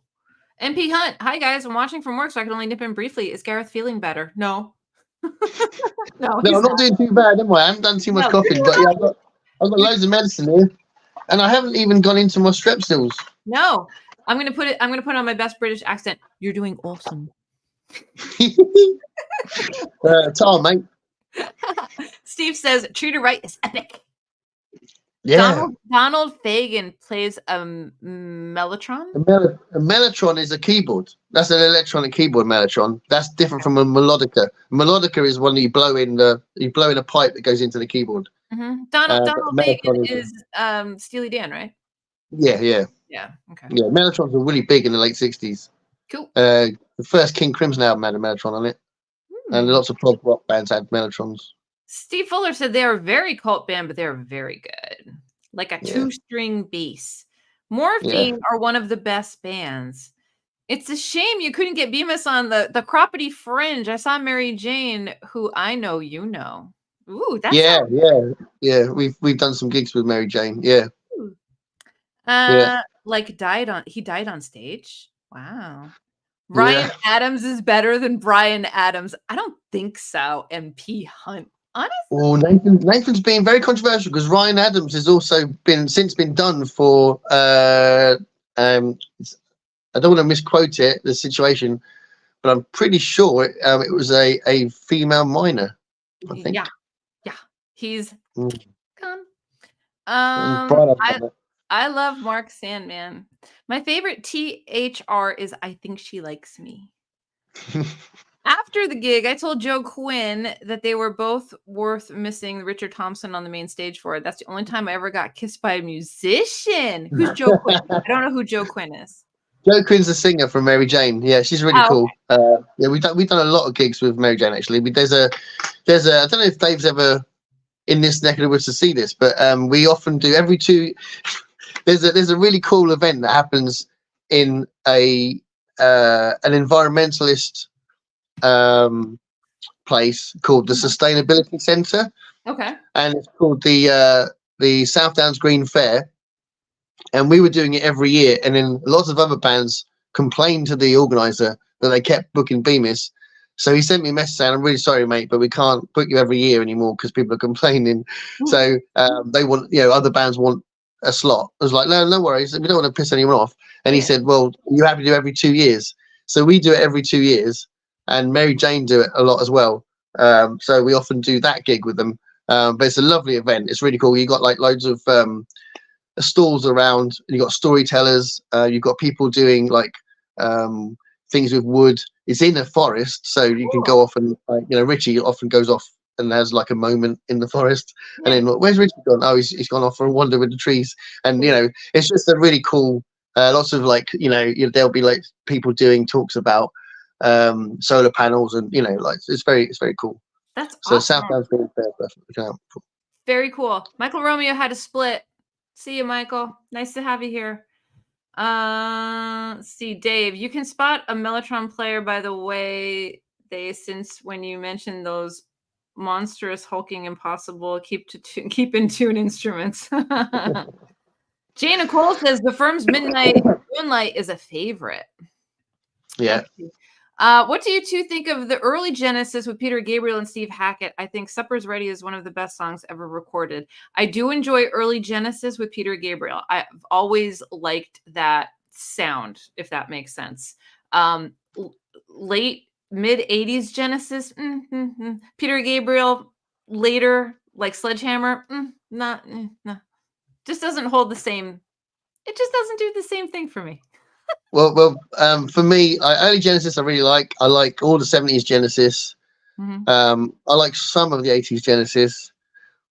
But Peter Gabriel is one of my all-time heroes. I absolutely love the man so much. He's just done a new album, and I'm kind of hoping. I'm guessing. I'm going to say this on camera, and I don't think he's watching. But I think my son's got me the new Peter Gabriel album for Christmas. I think, but only because I'm just wildly guessing. I have no idea. But have you been good? Are you on the nice list? I think so. Okay. Yeah, we had a nice chat recently. Okay, good. But yeah, no, I love Peter Gabriel. And I tell you what, one of my all-time favourite moments was when me and my daughter went to see Peter Gabriel live. I've only ever seen him once at, where was it? At Wembley Arena.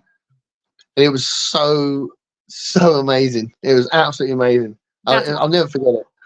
Do you know how he finishes his gigs? Do you know how Peter Gabriel finishes his gigs? So every single gig, he finishes it with Biko. You know the song about the South African. Yes. Amazing song, really powerful song, and it's kind of carried by this drum pattern. It's like a doom da doom da doom doom da da, yeah, and then the song's built around that. And when he does it live, and it's got like this big chant that the whole audience sings as well. And when he does it live, it's the last song of the gig. Every single gig he does, the last song, and he gets everybody doing this big chant, which is like you just feel like you're all together in this sort of feeling of wanting to change the world kind of thing, feeling like that, all that sort of stuff. Really, really awesome moment. And you're doing all this, and then that's how the ending of the song starts.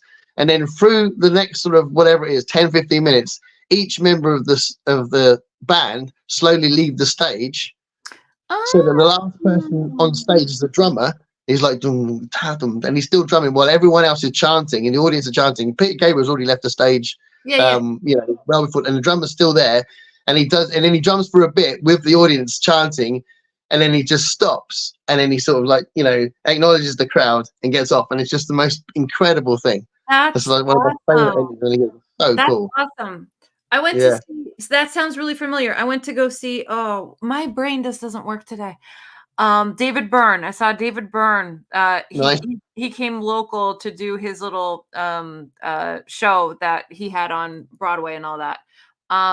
And the way that his team, his band, which was absolutely incredible, left, it was the same thing. It would be one by one by one by one by one. It was just amazing. Yeah. Really, Yeah, he does that thing, doesn't he? That, where the band, all the drummers have got little bits of the drums, and they've got them in their hands. I love all that. Yes. Yeah. It was a very visually pleasing show. It was just so good. Okay, so let's see. I thought Ryan Adams was later proven not to be true. If not, then I'm sorry for mentioning his name. He's just, like whatever. Dave says Mary Jane are superb live. Do me a favor and talk to them into recording a live album. Yeah. Saw Peter Gabriel in Chicago this year, and he was absolutely stunning. How old is Peter Gabriel? He's in his 60s. I think he's 60. I'm going to go 64, 65, something like that. Let me ask my phone. Do you know I have a British voice on my phone? Did you know that? Have you? Yeah. Go on. Why not? How old is Peter Gabriel? Peter Gabriel is 73 years old. 73 years old. Wow. He's 73. Come on. Alexa, how old is Peter Gabriel? Peter Gabriel is 73 years old. She's English as well. Can you believe that? Oh, yeah, it's a little trick you can do here in the States. Okay. Let's see. His voice hasn't changed a bit. And since should have been Wince autocorrect. Williams Library. I heard Peter Gabriel's song Curtains in the Mist 4 computer game. Wow, he's making some money for that. Are you familiar with the artist project Playing for Change? Check out Peter Gabriel doing Biko. Yeah. Yes, I love that. I play those videos to my students. I watch them so often. Did you know the channel Playing for Change, MJ? No. Okay, so there's several things they do. One of the things they do is they go around doing these live shows, which any band would do, and it's like a collection of musicians. But the big thing they do, and it's just so brilliant, and it's a really lovely thing anyway that kind of sends this really cool message. But musically, it's awesome and really clever. They go around the world and they create these videos where it's like a famous song, and each of these different people, these different musicians from different countries are involved in the same song. And there's usually a few celebrities in each of them. And and now and again, they'll do one with a bunch of kids as well. There's like a really cool one with Love Train with loads of kids around it. And Chad Smith from the Chili Peppers is playing drums. There's loads of kids around him and he's singing. It's just so cool. And Playing for Change, there's lots of political songs like Biko and so, songs that have got a good positive message, but there's a version of The Wait, and it starts with Ringo Starr playing and Robbie Robertson's in it. There's so much brilliant stuff. At Higher Ground, there's a really cool Higher Ground one, Stevie Wonder's song here, Higher Ground. Playing for Change is like an amazing YouTube channel and a really good project. I think that what they're doing is just really important as well. And it's just lovely. And they have each time there's someone on the screen, they'll say who they are and what country they're from. And there's just really interesting versions of the songs, different kind of takes on the songs. That's awesome. I love that. Yeah. I'm going to have to check it out. Putting it on my list. Steve Fuller says 76. Yeah, 76. How old he is. Peter Gabriel is older than me. Wow, Dave. Wow. Oh my God. We are completely caught up with comments. No way. I love that. Yeah. I love that. That means we're not chatting enough. we're in the present moment now. But you said you're not into the Sledgehammer period of Peter Gabriel, but have you heard the whole album? I think, to be honest, I think that I saw the video so many times, and literally that song was played like every single hour in the States when it was like it was just a lot. It was too much. Like the art factor of Gabriel at that time just went like. It's a very clever video, isn't it, as well? It's Aardman Animations, isn't it? It's a wonderful video, but I don't need to see it a million times in a year. But I don't know. I'm clearly unbiased, but I would say check out the rest of the album because it's a very commercial song, and some of the rest of the album is much more like previous Peter Gabriel. So like there's tracks like Red Rain on it and Mercy Street and some absolutely incredible tracks. So do you know those as well? Yeah. And his duet with Kate Bush, man. It's just Don't Give Up. Don't Give Up is a masterpiece. And that's wonderful. And I love Salisbury Hill. Like, I love all those. I absolutely dislike, what is it? In Your Eyes? No, thank you. That was my prom song. No, thank you. No, thank you. I've done In Your Eyes in every choir I've ran. Well, that's wonderful. But as long I have a great arrangement of it. If you ever want to join one of my choirs. I'm just saying that I don't need to hear that song because it takes me right back to 1990, and I'm like, no, thank you, I'm good. Can I just tell you a little something I'll never forget, like a little teaching experience. I played In Your Eyes when I was just going through. I was talking about prog rock, and I said, "Oh, these are some of the things that they've done since then." And I talked about, how some people went solo, blah blah blah, and I played. There's a very famous bit of footage of Yusu Endor and Peter Gabriel doing the So tour in 1987, and they do In Your Eyes, and it's the most incredible footage. It's about 12-13 minutes long or something. It's such an incredible bit of footage, and I played it to the students, and one of my students turned around and said, "I think that's the happiest thing I've ever seen in my life." Aww. Well, there it's you like go. those people are having such a great time on stage. Do you know what I mean? And I thought, hey, that's a lovely comment because it is such a happy, lovely, joyous video. But yeah, amazing song. But yeah, In Your Eyes, it's a great song, man. It's just it's just overkill for me.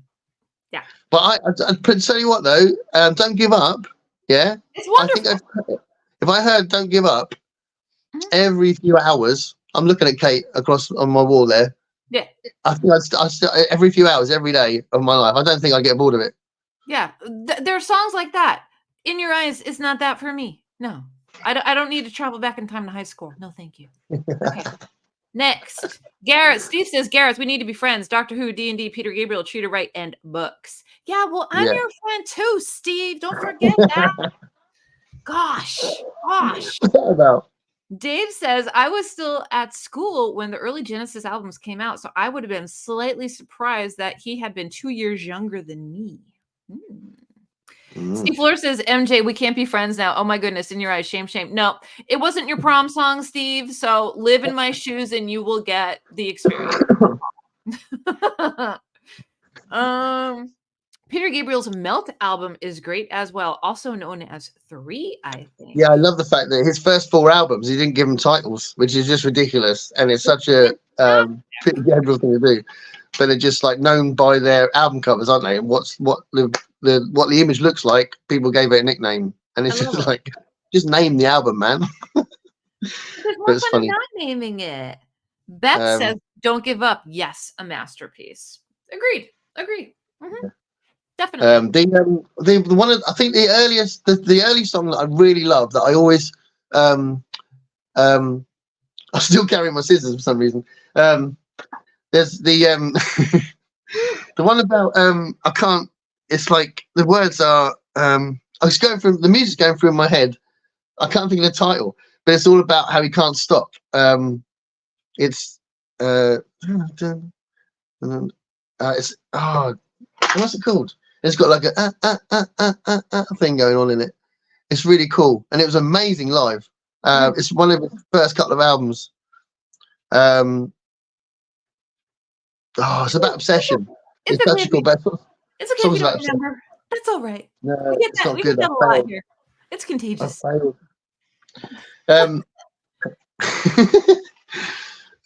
Songs about obsession. What? Some good songs about obsession. No self-control. Steve Fuller says no self-control. That's it. No self-control. I love that song. Yeah. And I think, to be honest, I think it's because I feel like that all the time. I wish I had more self-control. All those people I've murdered. Shouldn't have done that.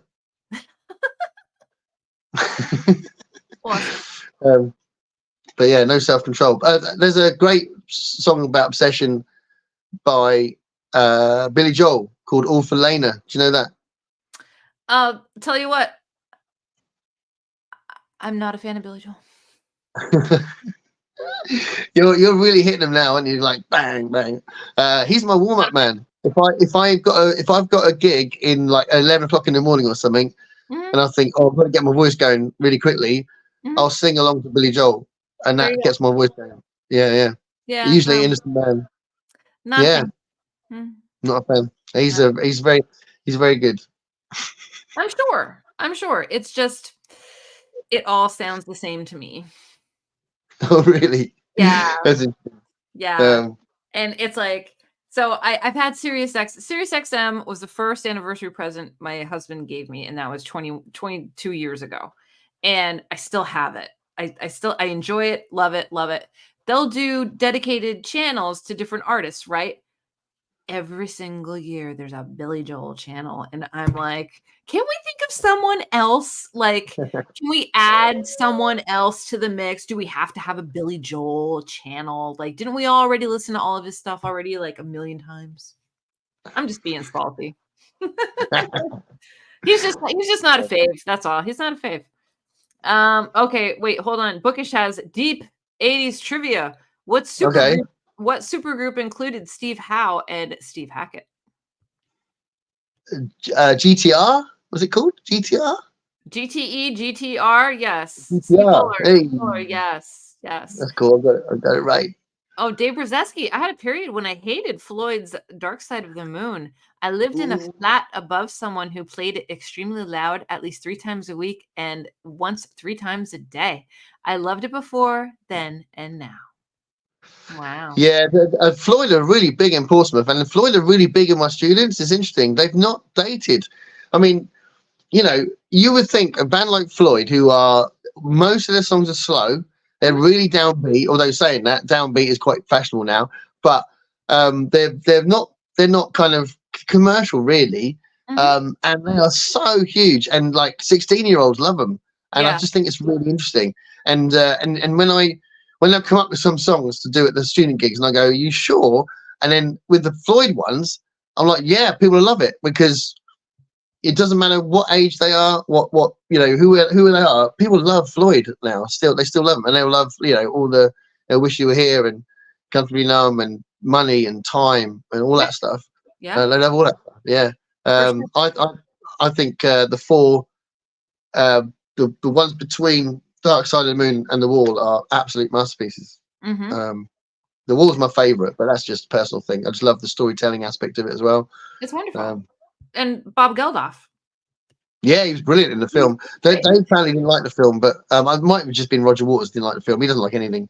I bet Dave Gilmour liked it because Dave Gilmour, I think, just seems to have a sunny disposition. I'm sure. They're like oil and water. Those two. That I actually saw them in Philadelphia back in the 90s. Wow. Yeah, that was a trip concert. Yeah, that was that's cool. Yeah. I tell you what, they did a. It's interesting because there are these moments when you realize how much you appreciate or love something. And I said this recently about Luke Skywalker on one of my videos, but with Pink Floyd, they did that big reunion, didn't they? And the G8 live concert. Do you remember that? It was like quite early on. When was this? Like early 2000s, maybe? I can't remember. But it was just I was really excited to see it, and it was big news that they were going to play on stage together. For it was such a horrible split where it was they were in court with each other and they hated blah blah blah blah blah, and then they were going to do this thing. And when I was sitting there, I'll never forget it. And my wife and a couple of her friends were sitting on the settee, and I was sitting in front of the TV on the floor, cross-legged, watching it. And I was bawling my eyes out watching Comfortably Numb. It was so powerful, so emotional seeing them doing it together. Amazing. Such a beautiful song. So good. See, Dave says, I could happily live the rest of my life without hearing Billy Joel again. Oh no, that Dave, that makes perfect sense. Thank you. Billy Joel would never join Hawkwind, would he? Bookish Bryans, I still don't like Dark Side of the Moon, and I've tried over and over. I find it incredibly boring. Did you do the thing when it was hot a couple years ago? What was it? Play Dark Side of the Moon to the Wizard of Oz movie? Is that a thing over there? Did you try it? Did you do it? Yeah. That came over here. Yeah, it's absolutely. Very interesting when you do that. Yeah. NP Hunt. I had a friend who was obsessed with Syd Barrett. He weirdly listened to him more than Pink Floyd. There you go. No, I've met a few people like that. Yeah. The Wall is the first Floyd album I wasn't keen on. There's a great EP in there. Comfortably Numb is great. Yeah, Comfortably Numb is great. But I think with The Wall, I mean, there's if you're talking about songs that didn't need to be there, songs like what's that one? Don't Leave Me Now, when it's clearly like some sort of primal scream or something. But it was like some sort of musical primal scream. I think it's effective storytelling rather than musically interesting. Do you know what I mean? And like Vera, stuff like that. It's just nonsense, but it works for the concept of the album and the context of the album. So I think that's why I get what he's saying. There are a small handful of great songs, but that's not really what The Wall is. It's not just songs. It's just a great story. I think that's why it's so cool. I think so too. Bookish is on fire tonight. Not liking In Your Eyes, MJ. Are you a commie? Commie? Sure. Listen, I'm not a commie. I have a taste. I love that. I think it would be better to say, are you some sort of fascist? Because I'm sure Peter Gabriel would be very pro socialism and you know. No, it wasn't your prom song, Brian. So leave it at that. Leave it at that. Hey, gosh. Yeah. But yeah, a true story. Roger Waters, he tried to have a solo arena thing a couple years ago. Remember there was like news of that or whatever. I don't even know if it ever took off, but he rented out the local arena near me for like a month, and it was all on the down low. He was they had the stage and everything all set up, and he was practicing every single day there.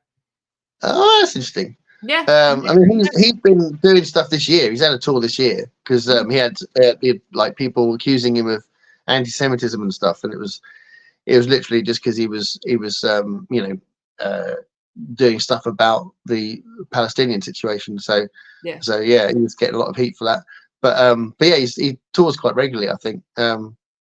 But I think I think him and Dave Gilmour have reconciled themselves. I think I don't think they're friends, but I think they can have very comfortable conversations now. Okay, how old is Dave Gilmour and how old is Roger Waters? I think they're in their late 70s. Let's find out. How old is Roger Waters? Roger Waters is 80 years old. He's 80. 80 years old.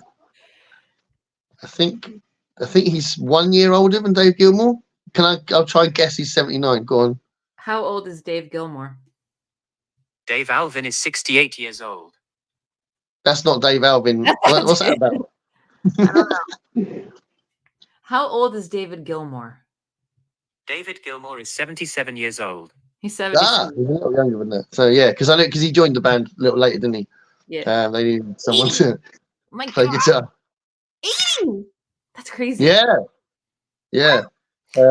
Beth raises a wonderful point. The thing I love about music is you hear a song and immediately you are transported back to the time and place in your life when you first heard it and loved the song. Keyword, loved the song. Yes, I agree. That's why it's so important what we grow up with and the songs that we love when we're teenagers, because they are such transforming years that they don't go away, you know. No. So if people do like get into stuff that's before their time, yes, that's cool.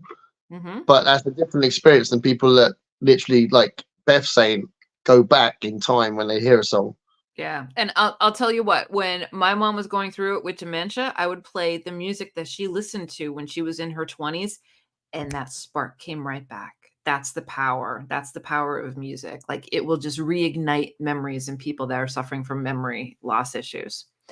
Yeah. Brian, no, go ahead. And I was only going to say, I genuinely say to my students that music is magic. It is it is magic. You can't explain why certain notes and certain chords make you feel the way they do. There's no science in it. There is science in it, but you can't explain it through science because it's just weird. But it's magic. Yeah. It's incredible. Totally. You know, and the way that it can affect people with dementia is just amazing. It's wonderful. Roger Waters has released his own version of Dark Side of the Moon. I haven't had the courage to check it out yet. Yeah, I've heard it's a real disappointment, and I don't know. I mean, it's a very arrogant thing to do. Do you know what I mean? Just leave it alone, mate. You know, it's one of the most famous albums of all time, one of the most successful albums of all time. You don't need to do your own version of it. You know, it's very silly. Dave says, I do love Syd Barrett. Brian says, my high school class song was We Are the World. Really? Yeah. That's cool. We are the world. We are the children. I used to like doing the Kenny Rogers line. We are the ones who make a better place, so let's stop living. You like that? You just said, let's stop living. I did. Steve Fuller says, the opposite message. So let's stop living. Steve Fuller says, we're making for ending our own lives. There's a great Wisconsin podcast called To the Best of Our Knowledge, and they did an episode on music and dimension. It was beautiful. I will share it over at Discord. Yeah, music is so good. Brian says, yeah, it was not my first or 50th choice for sure. Dave says, can't be a disappointment when you don't expect it to be good, for sure. Yeah. But I think it's disappointing he did it, though. Do you know what I mean? That's the thing, because I like Roger Waters, and I just think I can get over the fact that him and Dave don't get on, because I love Dave Gilmour more. Mm-hmm. But it's like, it's a shame that they don't get on. Yeah. But Roger, what are you doing? Do you know what I mean? Just get over yourself, isn't it? Brian says, you guys singing is making me relive the trauma. It's the trauma itself. Brian, did you do Hands Across America too? Hands Across America would have been just in America. I don't think it went worldwide. We were supposed to make a bridge of people holding hands to go from one end of the country to the other. I don't think it worked, but we were out there trying. It was around the same time. You wouldn't leave as many hands over here, would you? It'd be like fingers across the UK. The size of England is like what? The size of Texas?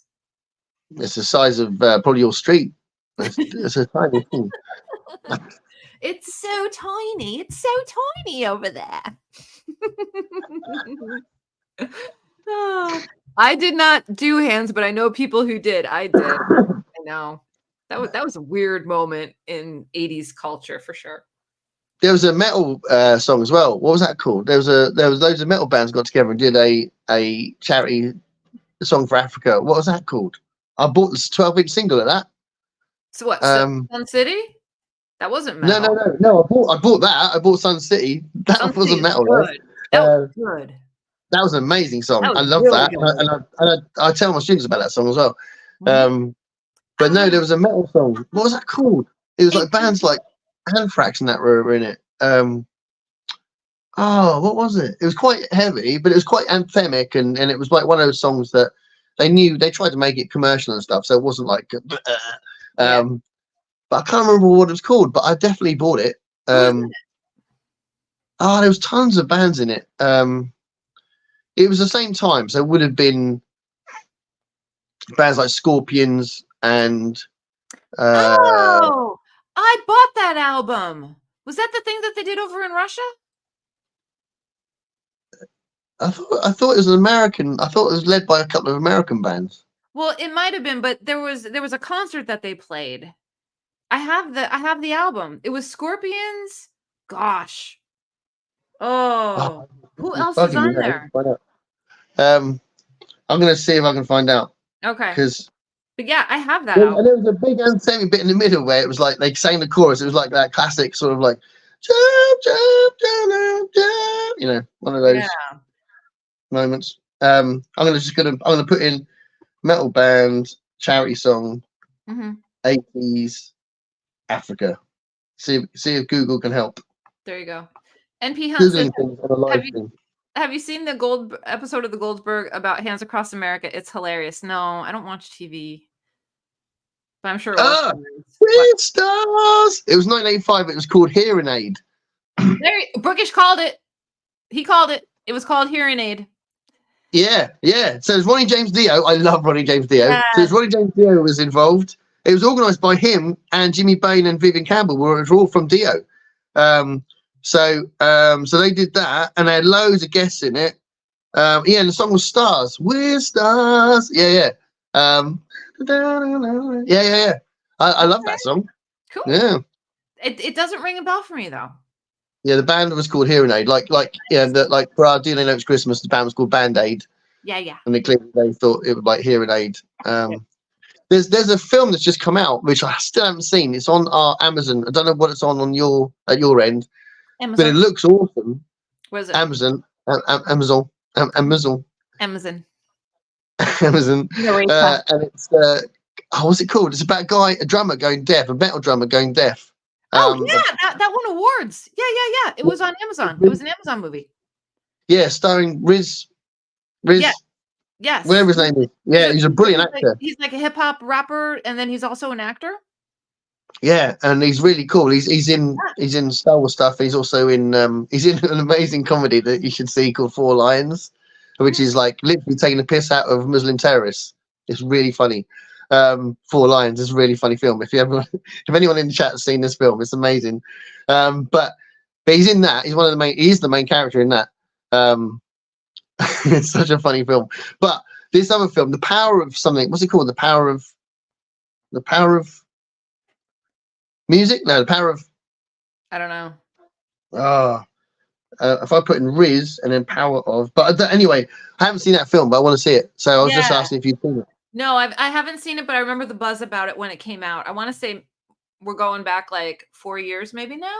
Maybe. Yeah, maybe. Yeah, it might have been out for a bit. I'll put in the word deaf and then. Okay, here's a great question from Dave. It's called The Sound of Metal. The Sound of Metal? Yeah, that sounds about right.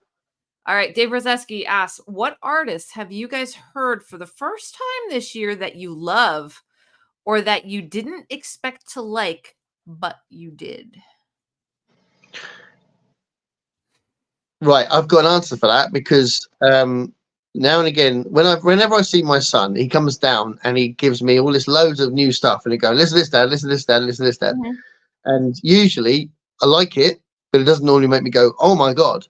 Right. And to be honest, this might be what he got me for Christmas because I literally went, "Oh my God!" when he played it to me. It's a band that's like a super group. It's made up of 4 people that are quite famous individually. They're all young. They're all like early 20s. Singer-songwriters or whatever, and they banded together to make this album that they called The Fizz. And it's really good. It's really clever. It's very kind of like it's got the kind of creativity and madness of the most extreme Beach Boys stuff. So the most crazy Beach Boys stuff, like that stuff he did, like he was writing about vegetables and stuff like that. That kind of style of Beach Boys, but it gets heavy sometimes. But it's really clever and it's really good, and there's like crazy harmonies in it, and it's really complicated. But I said this to someone else, and then they come up with a different thing called The Fizz. So it might be difficult to find, but it's a new band. I think everyone in it is really, really young, so that might help people find it. But it's really interesting music. So that's a recent thing that I've discovered called The Fizz. Cool. Yeah. I think for me, and I was completely taken off guard by this, but I really like Olivia Rodrigo stuff. Her song Vampire is beautiful. I absolutely love it. Yeah. And I didn't think I would like her. And I was just listening to like a modern channel on Sirius XM. And I'm like, she's talented. Like she's good. She's good. I like it. Yeah, there's another band that I've got into more recently who have been around a while, but I really love them. Now the bands just escaped me. Nothing But Thieves. I really like Nothing But Thieves. That they sound know them? No. It's a rock band. They're brilliant. If you like, I reckon, I don't know if this is a fair comparison. Don't criticize me on the chat, but I reckon if you like Foo Fighters, you'd like Nothing But Thieves. Oh, cool.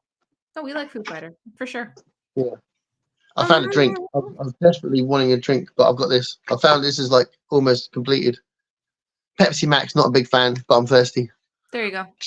Hey, David Olive's here. Just got home from his daughter's Christmas concert. What's cracking? We are. We ain't cracking up. Ryan James Dio was one of the good guys in metal. Yeah. Although I will say, he scared me when I was little. He scared me.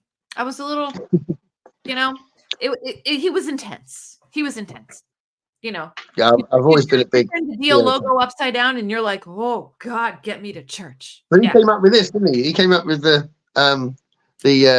original. Yeah, he's the guy that did it. Yeah. Everybody's saying hello. Everyone's saying hello. Someone said Bemis. Yeah, Rodrigo was on the Colbert Show this week. Cool. Yeah, I did. One of the things I was going to do it seems like a really pointless thing to do in some ways, but I think it's such a cool set of questions. I've thought about this a few times, and literally the last time I thought of it was yesterday, and people mentioned Stephen Colbert. I was thinking about the Stephen Colbert questions, you know, those like, what would you say to God and stuff like that. Have you seen those questions he gives to celebrities? Yeah. Mm-hmm. I think they're really cool questions. Especially the Keanu one. Mm-hmm. Yeah. They're really cool. What's your favorite sound? What's your least favorite? Or is that, am I confusing it with the Inside the Actor Studio? Yeah. They're good questions as well. They are good. What's your favorite curse word? Yeah. Mm-hmm. Yeah, stuff like that. Yeah, it'd be good to do a tag like that. I love the Inside the Actor Studio series. I thought that was amazing. Mm-hmm. Really good. Yeah, I used to get so excited when they appeared on. For us, they used to appear on Sky Arts. So there's like a channel that had lots of documentaries and concerts on there and stuff like that. And Inside the Actor Studio appeared on that. I love that. It was really, really good. No, I used to watch it all the time, and I used to love like watching the audience. And once in a while, you'd see one of the students that was going to make it big. You know, it was. I think Bradley Cooper might have been in one of the audiences or something like that. Like it was really cool. Yeah, he was in because he was his one. His teacher, because he went to that acting school that is where it's set, and I think his teacher is there when he's doing the thing, and he sort of says how much he loves what she did for him and all that sort of stuff. So it's really cool. Awesome. I like Bradley Cooper. I'm going to go see Maestro when it comes out. I'm really excited about it. I've heard it's supposed to be really, really good. I told you my Bradley Cooper connection, right? Oh, go on. Yeah, person I work with, I don't think it's his brother. It might be his brother-in-law. Was college roommates with Bradley Cooper. Oh, nice. Mm-hmm. Yeah, is he a nice guy? Does he say that Bradley Cooper's a nice guy? Absolutely. I think you're shaking your head. Go no. Yeah, no, absolutely. Yeah, like you can't say anything wrong about him. That's good. That's nice to know. And he's always when my football team plays and they're playing at home, he's always there, which is nice. Because I think his mom is still what do you call it, on the East Coast. I think she's still in the Philly area. I'm not sure. Not 100% on that, but okay. I've just done a video actually talking about Bradley Cooper. I've just done a video which I don't know when it's going out. Probably second week of January, maybe, I don't know. But it's about films that have been attempts to restart a franchise, and how I think there's loads of examples where I think I mentioned 3 where it should have happened because they were good. So I really, really like the 18 film. I think it's a really good film with Bradley Cooper as Faith. Yeah. I think it's a really good film. I liked it when it was out, for sure. Yeah, that was a good film. And then what was the other one I said? Oh, I thought the Miami Vice film was good as well, but that didn't do very well either. No, you know, with Jamie Foxx and Colin Farrell. Colin Farrell. Colin Farrell, yes. Yeah, who's really good. I think he's a good actor, Colin Farrell. Yeah, I think he settled down. He was, you know, man, you hooked up with Colin Farrell. Watch out. David Zeski says, I watched a great Iggy Pop concert that I recorded from Sky Arts this afternoon. Wonderful. Yeah, always worth checking out what's on that channel. Yeah, Steve Fuller, he was in a movie based in Philly that was the one with J-Law, and it was something Players Handbook? No, something. It was the football movie. Save a Player's Handbook. What was the name of the movie? He won. Did he get an Oscar for it? Did J-Law get? Yeah. Robert De Niro was in it, I think. Yeah, I haven't seen it actually. Yes, directed by David. We need to make a show where we're just trying to think of stuff all the time. Compilation video. I was going. I think his name begins with an F. Yeah, no. But yes, Steve, that he was in that, and that did take place in Philly. Yes. Yeah. But yeah, we should do that question thing. That would be really cool. Yeah, I think they're just really awesome questions. You know, let's do those two that I remembered. What's your favorite sound and your least favorite sound? What's your favorite sound? My favorite sound would have to be summer mornings, the first bird that chirps. I love hearing the birds chirp in the morning. And just that first one before they all chime in. That's what I love. Yeah. Okay. And my least favorite sound? Yeah, least favorite sound. There's a list, but I'd probably say like one of the obvious is just that high screeching dentist nails on a chalkboard, high pitchedness where you're just like, oh, and you can't take it. Yeah. That's a bad one. Or I would say babies crying too. I don't like to hear babies crying because babies should be happy. They shouldn't be crying. Right? Yeah. How about you? Well, I'll start with my least favorite because it's exactly the same. My least favorite, and I can't stand it, is babies crying. The sound of a baby crying. I hate it. And when my two were little, it used to just go right through me. I used to hate it. And obviously it's designed for that reason, isn't it? It's a biological thing. Mm-hmm. But yeah, I hate that sound. So yeah, that's but I think it's also because like you say, it sounds so distressing. It's not so much, it's not actually just the sound, is it? It's what it means. And it's a horrible sound from that, because they don't know what's going on and whatever if it's just a really stupid reason, it's not stupid for them, isn't it? It's like if they're crying because they can't have that bar of chocolate that was their fourth bar of chocolate and you said no more, and they're crying, it's still a horrible sound. And it's still depressing and all that. So yeah, that's definitely my least favorite. I'm going to go with two choices for my favorite. It's going to sound a bit soppy, but one of my favorites is the sound of my wife laughing. Oh, I love that. So yeah, when she really, really laughs a lot, then because she's if she really lets go, it's awesome. So yeah, I love that. It's a very special feeling. And the other sound, which is kind of a personal thing, but I really love the sound of an amplified acoustic guitar. Just as soon as you plug in and you start playing a chord, I just think it sounds incredible. And it sounds to me, it sounds ridiculous. And, we've just been talking about rock music for 2 hours. Yeah. But to me, an acoustic guitar amplified, strummed, sounds bigger than a full metal band in my head. Nice. It's got so much heart to it. Yeah. So I just think it's like, that's very on brand for you. That's very on brand. Yeah. My first guitar was an electric guitar, and I didn't like playing it. I've always played an acoustic since dropping the electric pretty early on. I love the sound of an acoustic guitar. Love that. All right, let's see. Silver Lining Playbook. Yes, that's the name of the movie. Silver Lining Playbook. That's it. Yes. Gore Vidal, when Iggy Pop appeared on American Idol one year, I don't know who's more surprised, the audience who'd never heard of him or those of us who had. Iggy. Steve Fuller just came to me, 50-year-old brains. Yep. Sky Arts show a lot of in-depth documentaries around 3 hours long, always worth seeing. Yeah. Brian, favorite sound, leaves rustling, least favorite, leaf blowers. Aaron he's a leaf man. Aaron Facer. What's up, Aaron Facer? Awesome. Hi, Aaron. You. I love our little booktube community, man. That's awesome. Awesome. You just made me think of something, but I can't remember what it was. Can you go back a couple of comments a second? Sure. Where do you want me to go? It was the one about documentaries. I'd love to talk about rockumentaries because there's a couple of awesome ones that I've seen, and I was thinking about like a really interesting one because it's such an interesting story, and that was the one about Chicago that I watched. I watched like a 2.5 hours special about Chicago. Is that Peter Cetera? Yeah.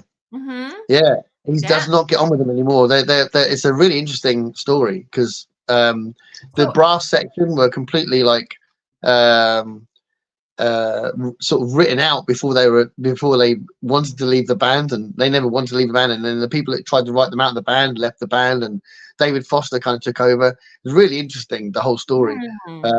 and obviously they were led by a guy who died really early on as well. And that kind of, stuff like that was happening. It's everyone knows about the Fleetwood Mac story, which is really interesting. Yeah. But there's bands like Chicago as well that people don't know necessarily how complicated that story is as well, So I think it's cool. For sure. Saw a really good one about Rush as well. That was really good. Oh, Geddy Lee has recently appeared in Portsmouth Guild Hall doing a talk. I didn't realise. I would have gone to that. And Alex Lifeson turned up as well, and he just sort of turned up as a surprise guest. So if you're a Rush fan, you'd have been like, "Oh my god," because they were both there. Amazing. Yeah. So I couldn't believe that and it was a night where I was free as well. I couldn't believe it when I saw that it was literally down the road. I was like, "What?" Geddy Lee down the road. Yeah. Crazy. Yeah. I'm a big fan of Rush. I think Rush is an acquired taste. I think you have to listen to them for a bit to get them into your head. Yeah. But I think once you've got it. Yeah, I do enjoy Rush, I will say. I do. Yeah. There's lots of talk in the documentary about stuff like that, about how their audience is like 95% male. I think that's funny. Yeah, rock. Yeah. But that's true whenever I go to a King Crimson related gig as well, they're all like 60-year-old fat blokes, usually bald, just full of them. A sea of bald men at King Crimson gigs. Yep. Go to a Duran Duran show. What are you going to say? Duran Duran's probably mostly women, right? Hot 50-year-olds. That's what you're going to say. 50-year-olds, yeah. I can't say that on screen. I can't say hot 50-year-olds. Yes, you can. Your husband comes in and goes, "What's he saying?" Yes, he wants me to be known as hot. For sure. But yeah, no, a lot of bands have that same deal. Let me think of one more. Who else has mostly you go to a I mean this is for the youngins, but Taylor Swift concert, you're going to see generations of women. You're going to see grandmas, granddaughters. You're going to see college age. You're going to see grade school. You're going to see everyone. They're all there to see a show, and she is a performer. Yeah. And there's people like when and bands like the Osmonds, when the Osmonds would have played, it would have been like 60-year-old women, would it? Probably. I don't know. Well, back when I was a kid, I had the Donnie and Marie dolls. I was like, I was all over. I was, Leif Garrett, the Osmonds, all of that in that magic time when we were kids. Who else? Sean Cassidy was in that mix. The Bay City Rollers. Yeah. But then what happened? David Cassidy, right? David Cassidy. Sean Cassidy. Sean Cassidy. Yeah. Sean's his half brother or his cousin. Oh, okay. Yeah. Okay. And he was a Hardy Boy. Remember the Hardy Boys? Did you guys get the Hardy Boys over there? Yeah. The TV show? Okay. With I forget the other one's name, but Sean Cassidy was, he was on the cover of every single girl's magazine. And us. Yeah. But it was just that time. But I'll tell you what happened during that time where it was, 70s pop, like I'm talking mid 70s probably. I was probably like 5, 6, 7, 8. Blondie and Cheap Trick entered my hemisphere and my world changed. And then I learned about Bowie, who came down from Mars because I'm an impressionable child, right? I'm 5 years old. Wait, when did Ziggy leave? Was that 1977? 1970? That wasn't it? More like 70. 73? 4? 74, yeah, 74. Okay. I was very young, and I remember hearing on TV that Ziggy Stardust is no longer here. He's no longer performing, and I started bawling. I was crying to my parents, and they're like, "What is wrong with this child?" And I'm like, "He went back to Mars," and I'm legit upset over something I have no idea about, except there's an alien that came to Earth and played in a rock band, and now he's gone. And I'm never going to see him. I swear. That's amazing. I love that. I absolutely swear. And then once I was older and I learned about Ziggy Stardust and everything, local movie theater was showing the rock concert movie.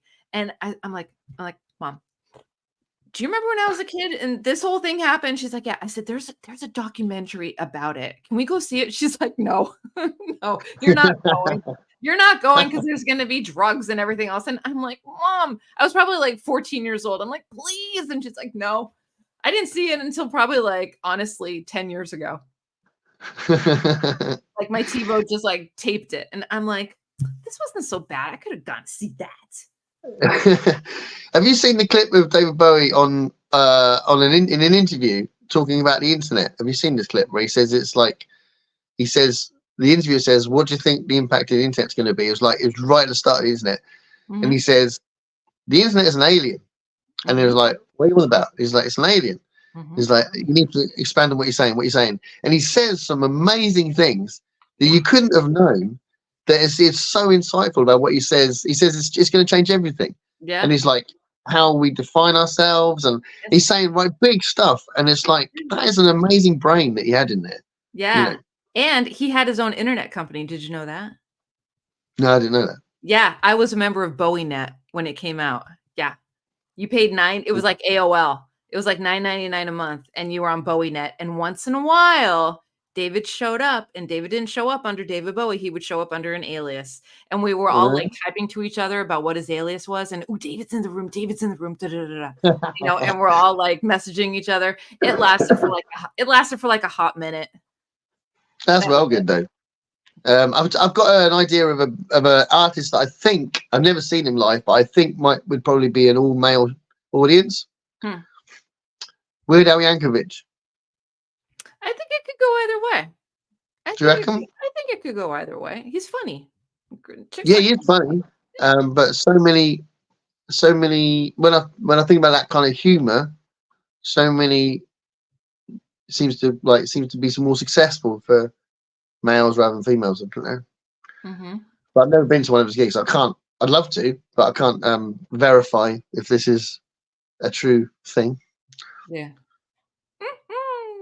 All right, let's see. Oh God, we're running behind again. Okay, Steve Fuller had to go. Bye. Grammaticus Books is here. Rockumentary. Some of my favorites. Life by Keith Richards is great. I have a copy of Life up there. I got for like $2 at the library book sale. Grammaticus is kind of new. Good to see you.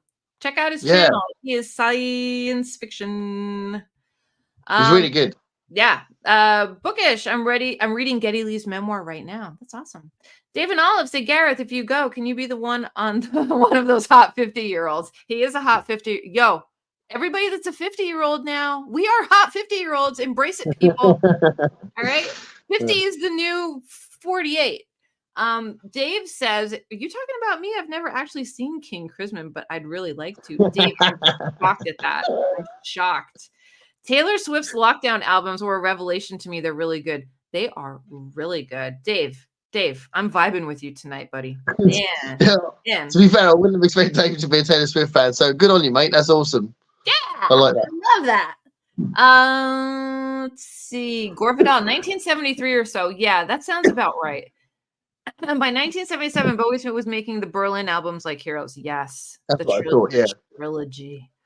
Bowie's Wonderful in the Hunger. Yes, that's one of my favorite movies. And I'm reading that book with Michael Romeo Talks Books. I have the paperback with the step back cover, and we're doing a buddy read. If anybody else wants to jump when are you going to do it? When are you going to do that? January. That's January. a Whitley Strieber book? Yeah, Whitley Strieber. Yeah. Famous for doing Communion as well, wasn't he? Which is the one about being visited by aliens. I went to the movies to go see that. Yep. But no, I love the film. Yeah, Jamie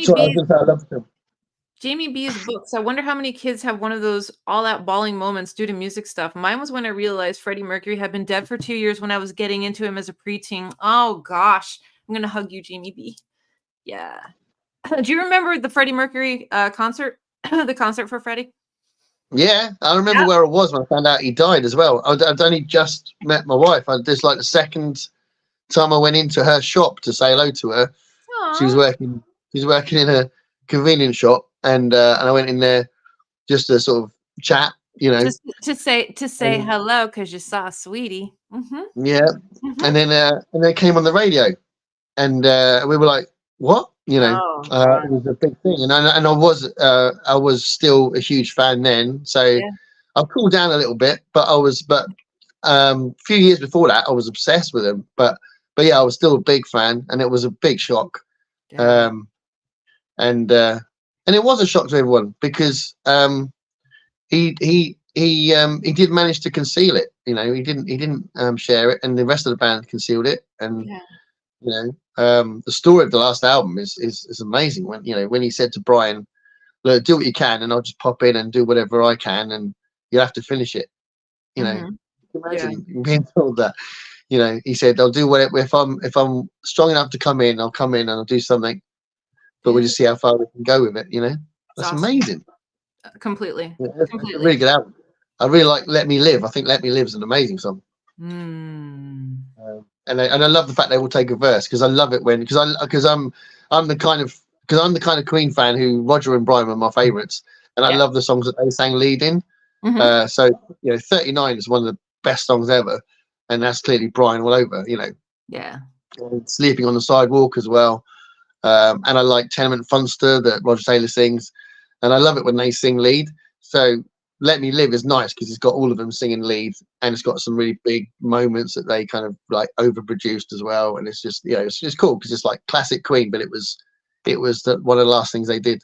That's awesome. You know? Awesome. And the concert, the tribute concert to Freddie Mercury, they showed that live on. I'm sure they showed it live on our TVs. Yeah. And yes, they did, because ever since then, they only show because they show it a lot on Sky Arts, but it bugs me that they only show the bit where they sing Queen songs, and the first half of the concert was all these other acts just playing a set, which is fine. I get why they only show the second half, but the first half included an amazing medley by Extreme. Yeah, it was a fantastic medley. You know, they started with Mustafa. Who plays Mustafa? You know, it was such a brilliant medley. And they never show it because they only show the second half, you know, which is brilliant. But if they showed the whole thing, you get to see the medley, you know, again, which is awesome. Yeah, I'm trying to think. I don't know if we saw the whole thing over here or if it was just bits, because I think they showed it. I want to say they showed it live, but then like a network picked it up and they showed like the highlights afterwards. But all I know is I had that sucker on VHS tape. I made sure that I sat and I watched the entire thing, and my mind was just blown. It was so beautiful. I had the chills. You got like all young dudes, and David Bowie comes out and plays sax on it, which is awesome. Isn't it? When you see David Bowie play sax, he wrote the song, didn't he? So it's very cool that he's doing it with them. And Martin Hooper were a big part of Queen's past. So all the stuff like that. And when there's so many great moments in that, actually. It's like when I never forget seeing Brian May singing "Too Much Love Will Kill You," and he wrote it about that, and you can see he's getting really upset singing it. I just think that sort of stuff's just, you know, very personal, very private kind of moment. Yeah, it's amazing. But apparently during that concert, because obviously loads of people say, well, what happened to John Deacon? But during that concert, towards the end of the concert, apparently John Deacon walked over to Brian and said, "I can't do this anymore. This is it for me." Wow, that's awesome. Yeah. That's crazy. So he literally thought, you know, if Freddie's not here, I can't do it. Yeah. So, you know, but you know, I think good on the other two for trying to keep the thing alive and trying to keep gigging. I love gigging. You know, someone said, "Well, how long can you do it for?" And Brian's like, "Well, I love gigging, so I don't want to stop." You know. Yeah. Do you know what's weird? You said John Deacon, and that kind of triggered a memory for me. My brother, when he used to live in Maryland, he worked, and his place would get like free concert tickets and stuff like that. And we got to see Roger Daltrey, and it was just Roger Daltrey solo, right? And he's singing all of his songs. He's just having a good old time. And I want to say Deacon did Deacon play bass? Was he the bass player? Yeah, for Queen, yeah. Yeah, I think he was with Roger Daltrey at that show. Really? And when I tell you no one was there, no one was there. There was probably 300 people at that show. Nobody came to see Roger Daltrey, like, you know, solo. I tell you what, John Deacon is a really underrated bass player. He's a fantastic. Some of the stuff he did on those albums is incredible. The bass work in songs like, I don't know if you know it, "Sail Away, Sweet Sister." Do you know that song? Yeah. One of the best songs. Again, it's Brian's song where Brian sings the whole thing.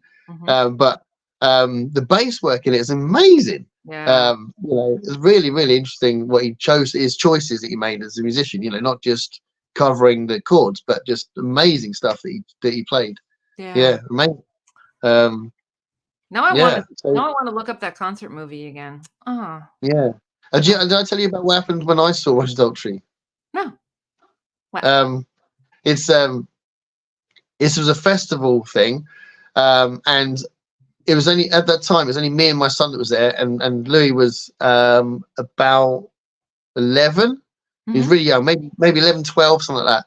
He was very young, but he'd already found out about the Who, so he was a big fan. He was very excited that Roger Daltrey was headlining, and he was like, "Dad, we got to see Roger Daltrey." No, absolutely, mate. I want to see him as well. You know, I was very excited myself to see Roger Daltrey, and we were all like, so both of us were like, you know, we've got to make sure we're there for on the main stage for Roger Daltrey's slot, and all the way through his set, he was getting massive problems through his ear, and he was getting horrendous feedback, the worst feedback I've ever seen in any concert. And it was a huge stage. It was incredibly loud, and there was this really horrible low hum, this feedback that went through your stomach. It made you feel ill. And there was people leaving. There's all these Who t-shirts leaving the field because they couldn't stand it. It was so horrible. Yeah. And but before that happened, we were standing there, and I said to Louis, because he was young and it was like such a kind of chilled out festival, I said, "Mate, go right, because you're little, go right to the front and enjoy yourself. Just go right to the front." So he went to the front. So he left. So I was without him, and there's all these people being really upset, and I was like, "Oh my God!" And I was like, "I need to find him because this is horrendous." And it was just this awful noise. Yeah. And then I just saw him running past me, crying his eyes out, and it's just like, "Oh my God, this is horrible." And then went to find him, and it was like, "Don't worry, mate." And Richie, who was there as well, he saw us later, and I said to him, "Oh, we had to go because it was doing Louis' head in, it was doing my head in. Was it any good?" And he said, "Oh man, it was amazing." "And what song did you leave on?" And I said, "Well, we left on," and it was like, I don't know, can't explain, on something. And he went, "Oh yeah, it was fixed after that." And he listed all these songs he did. I was like, "Oh, shut up." It was apparently a brilliant gig after that. But half the audience had left because this feedback was so bad. It was awful. That sounds terrible. terrible. It was like, that's one of those noises that would, you know, what's your top noise that you don't like? And it was a real dad moment because I just thought, you know, I felt so bad for leaving him, but I just thought, yeah, go for it, enjoy yourself. Do you know what I mean? You didn't leave him; you encouraged him. Well, yeah, I encouraged him to get upset. Oh gosh! All right, let's see. Dave Brzezinski. It's interesting that people have only fairly recently started to realize what a genius Mick Robson was. Ronson. Yeah. That's a typo. Yeah. Oh my God, Bowie, you got to be kidding me! No, I'm not kidding you. Death metal concerts are 80 to 90% male. Yeah, I get that. Yeah. For sure. I never quite got why people like Weird Al so much. Now, Alberto y los Trios Paranoias, they were a brilliant comedy rock band. I'm not familiar. I'll check them out. I don't know them, but I love Weird Al. Dave Brzezinski, I remember when Paul McCartney died. Me too. That's a big Is that more conspiracy than anything? Yeah, he's not dead. Are we sure? We positive on that? I would get upset when Paul McCartney dies. I really will. I talk about him all the time, funnily enough. I mean, I've got to appreciate him more as a teacher. So I've always been a Beatles fan, but him specifically, there are so many things that you can relate. You can, if people go, "Oh, why are they so overrated?" Blah blah blah blah. So much of it comes back to Paul. He was an incredible tunesmith, and his voice was incredible in the early days, and he did Fire the Flames, if you like, as far as like their activity and stuff. Really interesting guy. So people just sort of like to talk about, "Oh, he's too old, he's lost his voice, shouldn't sing anymore," which I don't actually think is true. But if he died, I think it would be such huge news. It'd be like the Queen dying, I think, the Queen, you know. Yeah, it would be right up there where were you when so-and-so died? Like, where were you when Elvis died? It would be huge. He's literally probably one of the most famous people in the world. Yeah, for sure. And people who don't... My mum knows nothing about music, but she knows who Paul McCartney is. Yeah, definitely. Yeah, she barely knows who I am.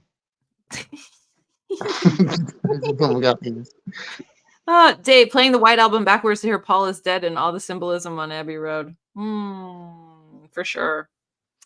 Well, this was fun. I went over my limit. I said I was going to stop at 8 o'clock my time. What time is it over there? Hello. What time is it? It's 20. We haven't changed our clock, so I have to work it out. It's 1:34 over there. 25 to 2? Yeah, it's after 1:30. Oh, I could just look on my phone, of course. I'm looking over at the clock. You don't even have to have a clock nowadays, do you? But I'm looking at the clock because I think out of respect for the clock existing, I will look at the clock. Yeah. But there's a little digital clock on my phone. Oh. Phones are amazing, aren't they? They can do so many clever things. They can tell the time. Yeah. They can. Yeah. They could do a lot. You can put messages up that say put the on. Yeah. On your screen. Mm-hmm. Yep. I could say. Oh, actually, there is some other words. It's like put the MJ Gareth on, isn't it? That's what it says. The what? Put the MJ Gareth on. The Gareth on. There you go.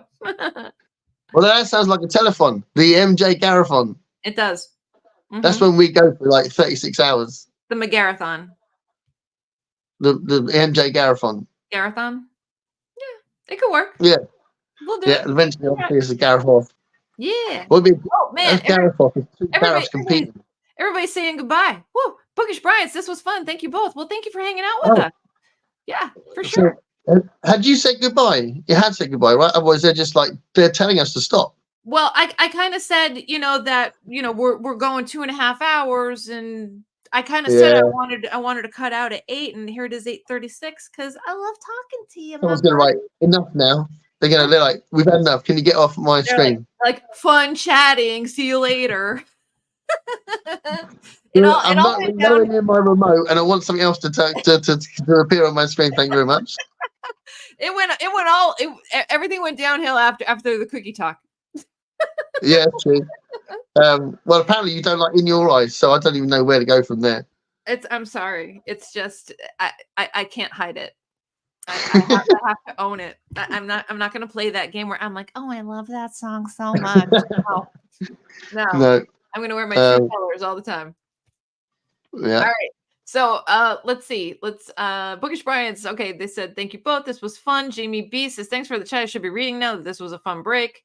Fun chatting with you all. Have a wonderful Christmas with your families. Thank you so much, and back at you. Thank you. Paul is a brilliant bassist. If you really listen to the Beatles, you can see just how complex their music was. They just made it sound simple pop songs.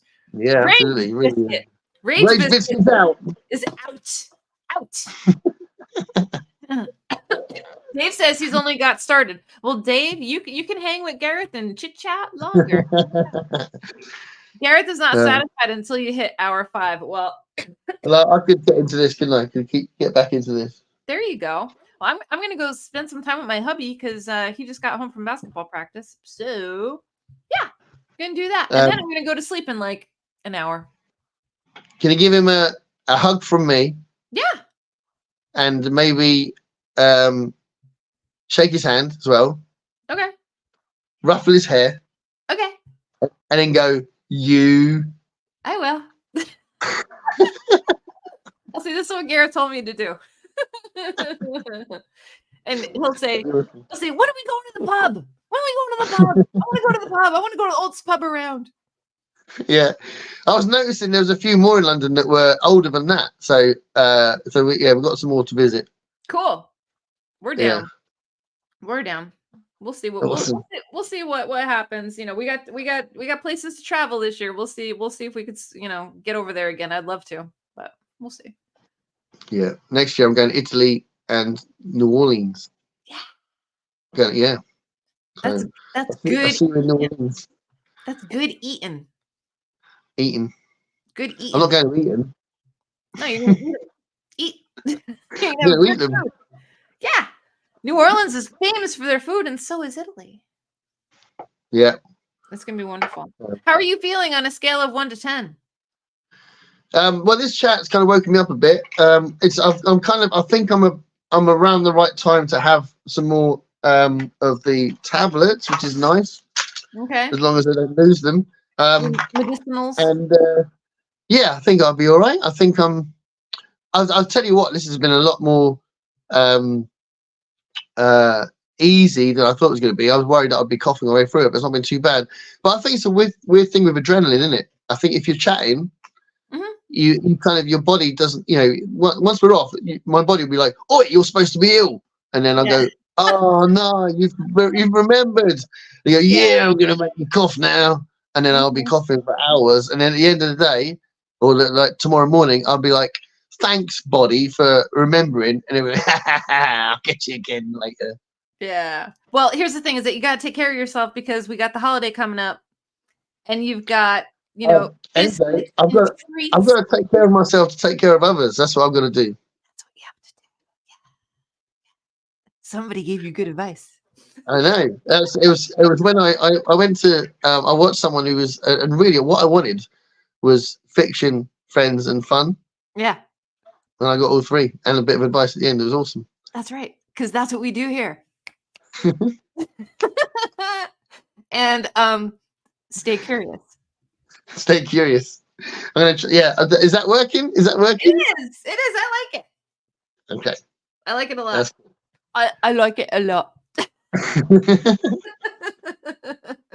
All right, now I'm getting silly. I woke up today because I'm reading. What am I reading? I'm reading this. And I woke up extra early today. So I got up at 3:30 and I'm like, I want a cup of coffee and I want my book. That's what I want.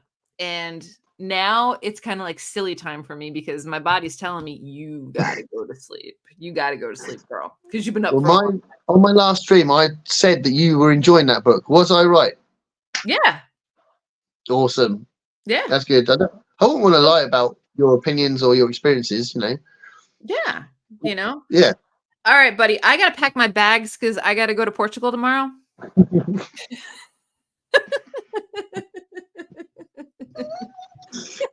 I say that sort of shit on the mic when I play and like you can see the drummer like look at me going, "Oh no, he's off again. He's gonna talk some nonsense."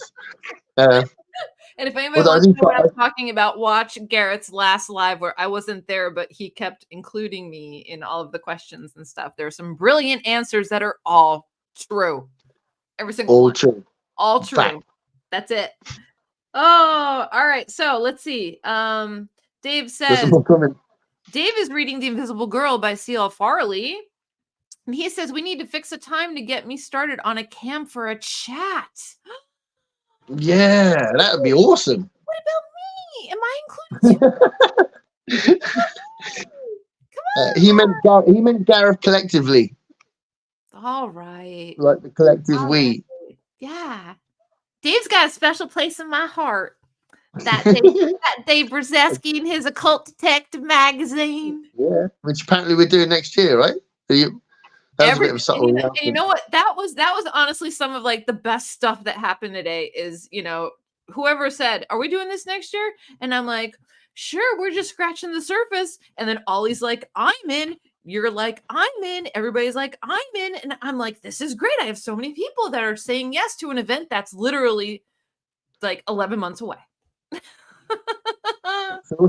awesome. It's good for, hopefully it makes a difference to the magazine as well. Yeah.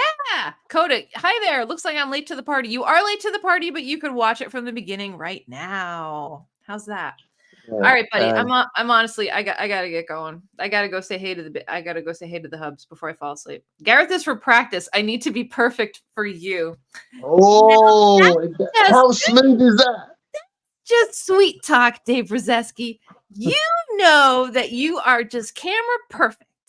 You give that Jilly a big hug and a kiss from me. That is very smooth, Dave. Yeah. I bet you're a massive hit with the ladies. Well, that's why he's still with Jilly.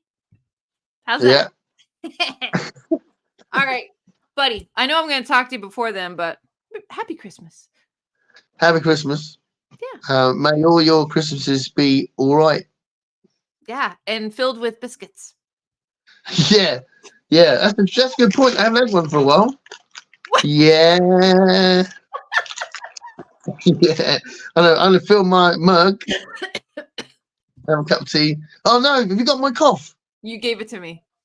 Oh shit! I'm so sorry. Yep. There's a bit of a risk doing a live stream. Is a bit. We're only we're only that far apart. Mm-hmm. Damn! I'm so sorry. It's like, you know, yeah. The germs come through. Mm-hmm. Yeah. Yeah. For sure. Okay. All right. Well, get some sleep, get some rest, take your meds, and I'll chat you up probably tomorrow. I'll be like, how you feeling? What's going on? Yeah. Yeah. We'll catch up tomorrow. Thanks a lot to anyone that's still watching it. Have we still got people watching this? We got 10. 10 wonderful people. Wonderful people still hanging with us, and Rage Biscuit is probably gone. He's gone. Still here. Olive is still here. Code is still here. So yeah, there's awesome people still here. Awesome. Well, thanks guys for watching. Yeah. And hope everyone has a fantastic 2024. Yep. Although I might be able to say that before that. No. But yeah, anyway. Christmas. No. We're just focusing on the first holiday, Christmas. Yeah. Yeah. Yeah. Happy Christmas. And whatever Christmas is for you, you know, I hope it's a good one. Solstice, Yule, all the good stuff is happening right now. Mm-hmm. Exactly. All right. Oh wait, I'm still with Jilly because no one else will put up with either of us night. All right, guys. All right. Good night. See you next time. Thanks for watching, everybody, and everybody watching on the replay. Peace.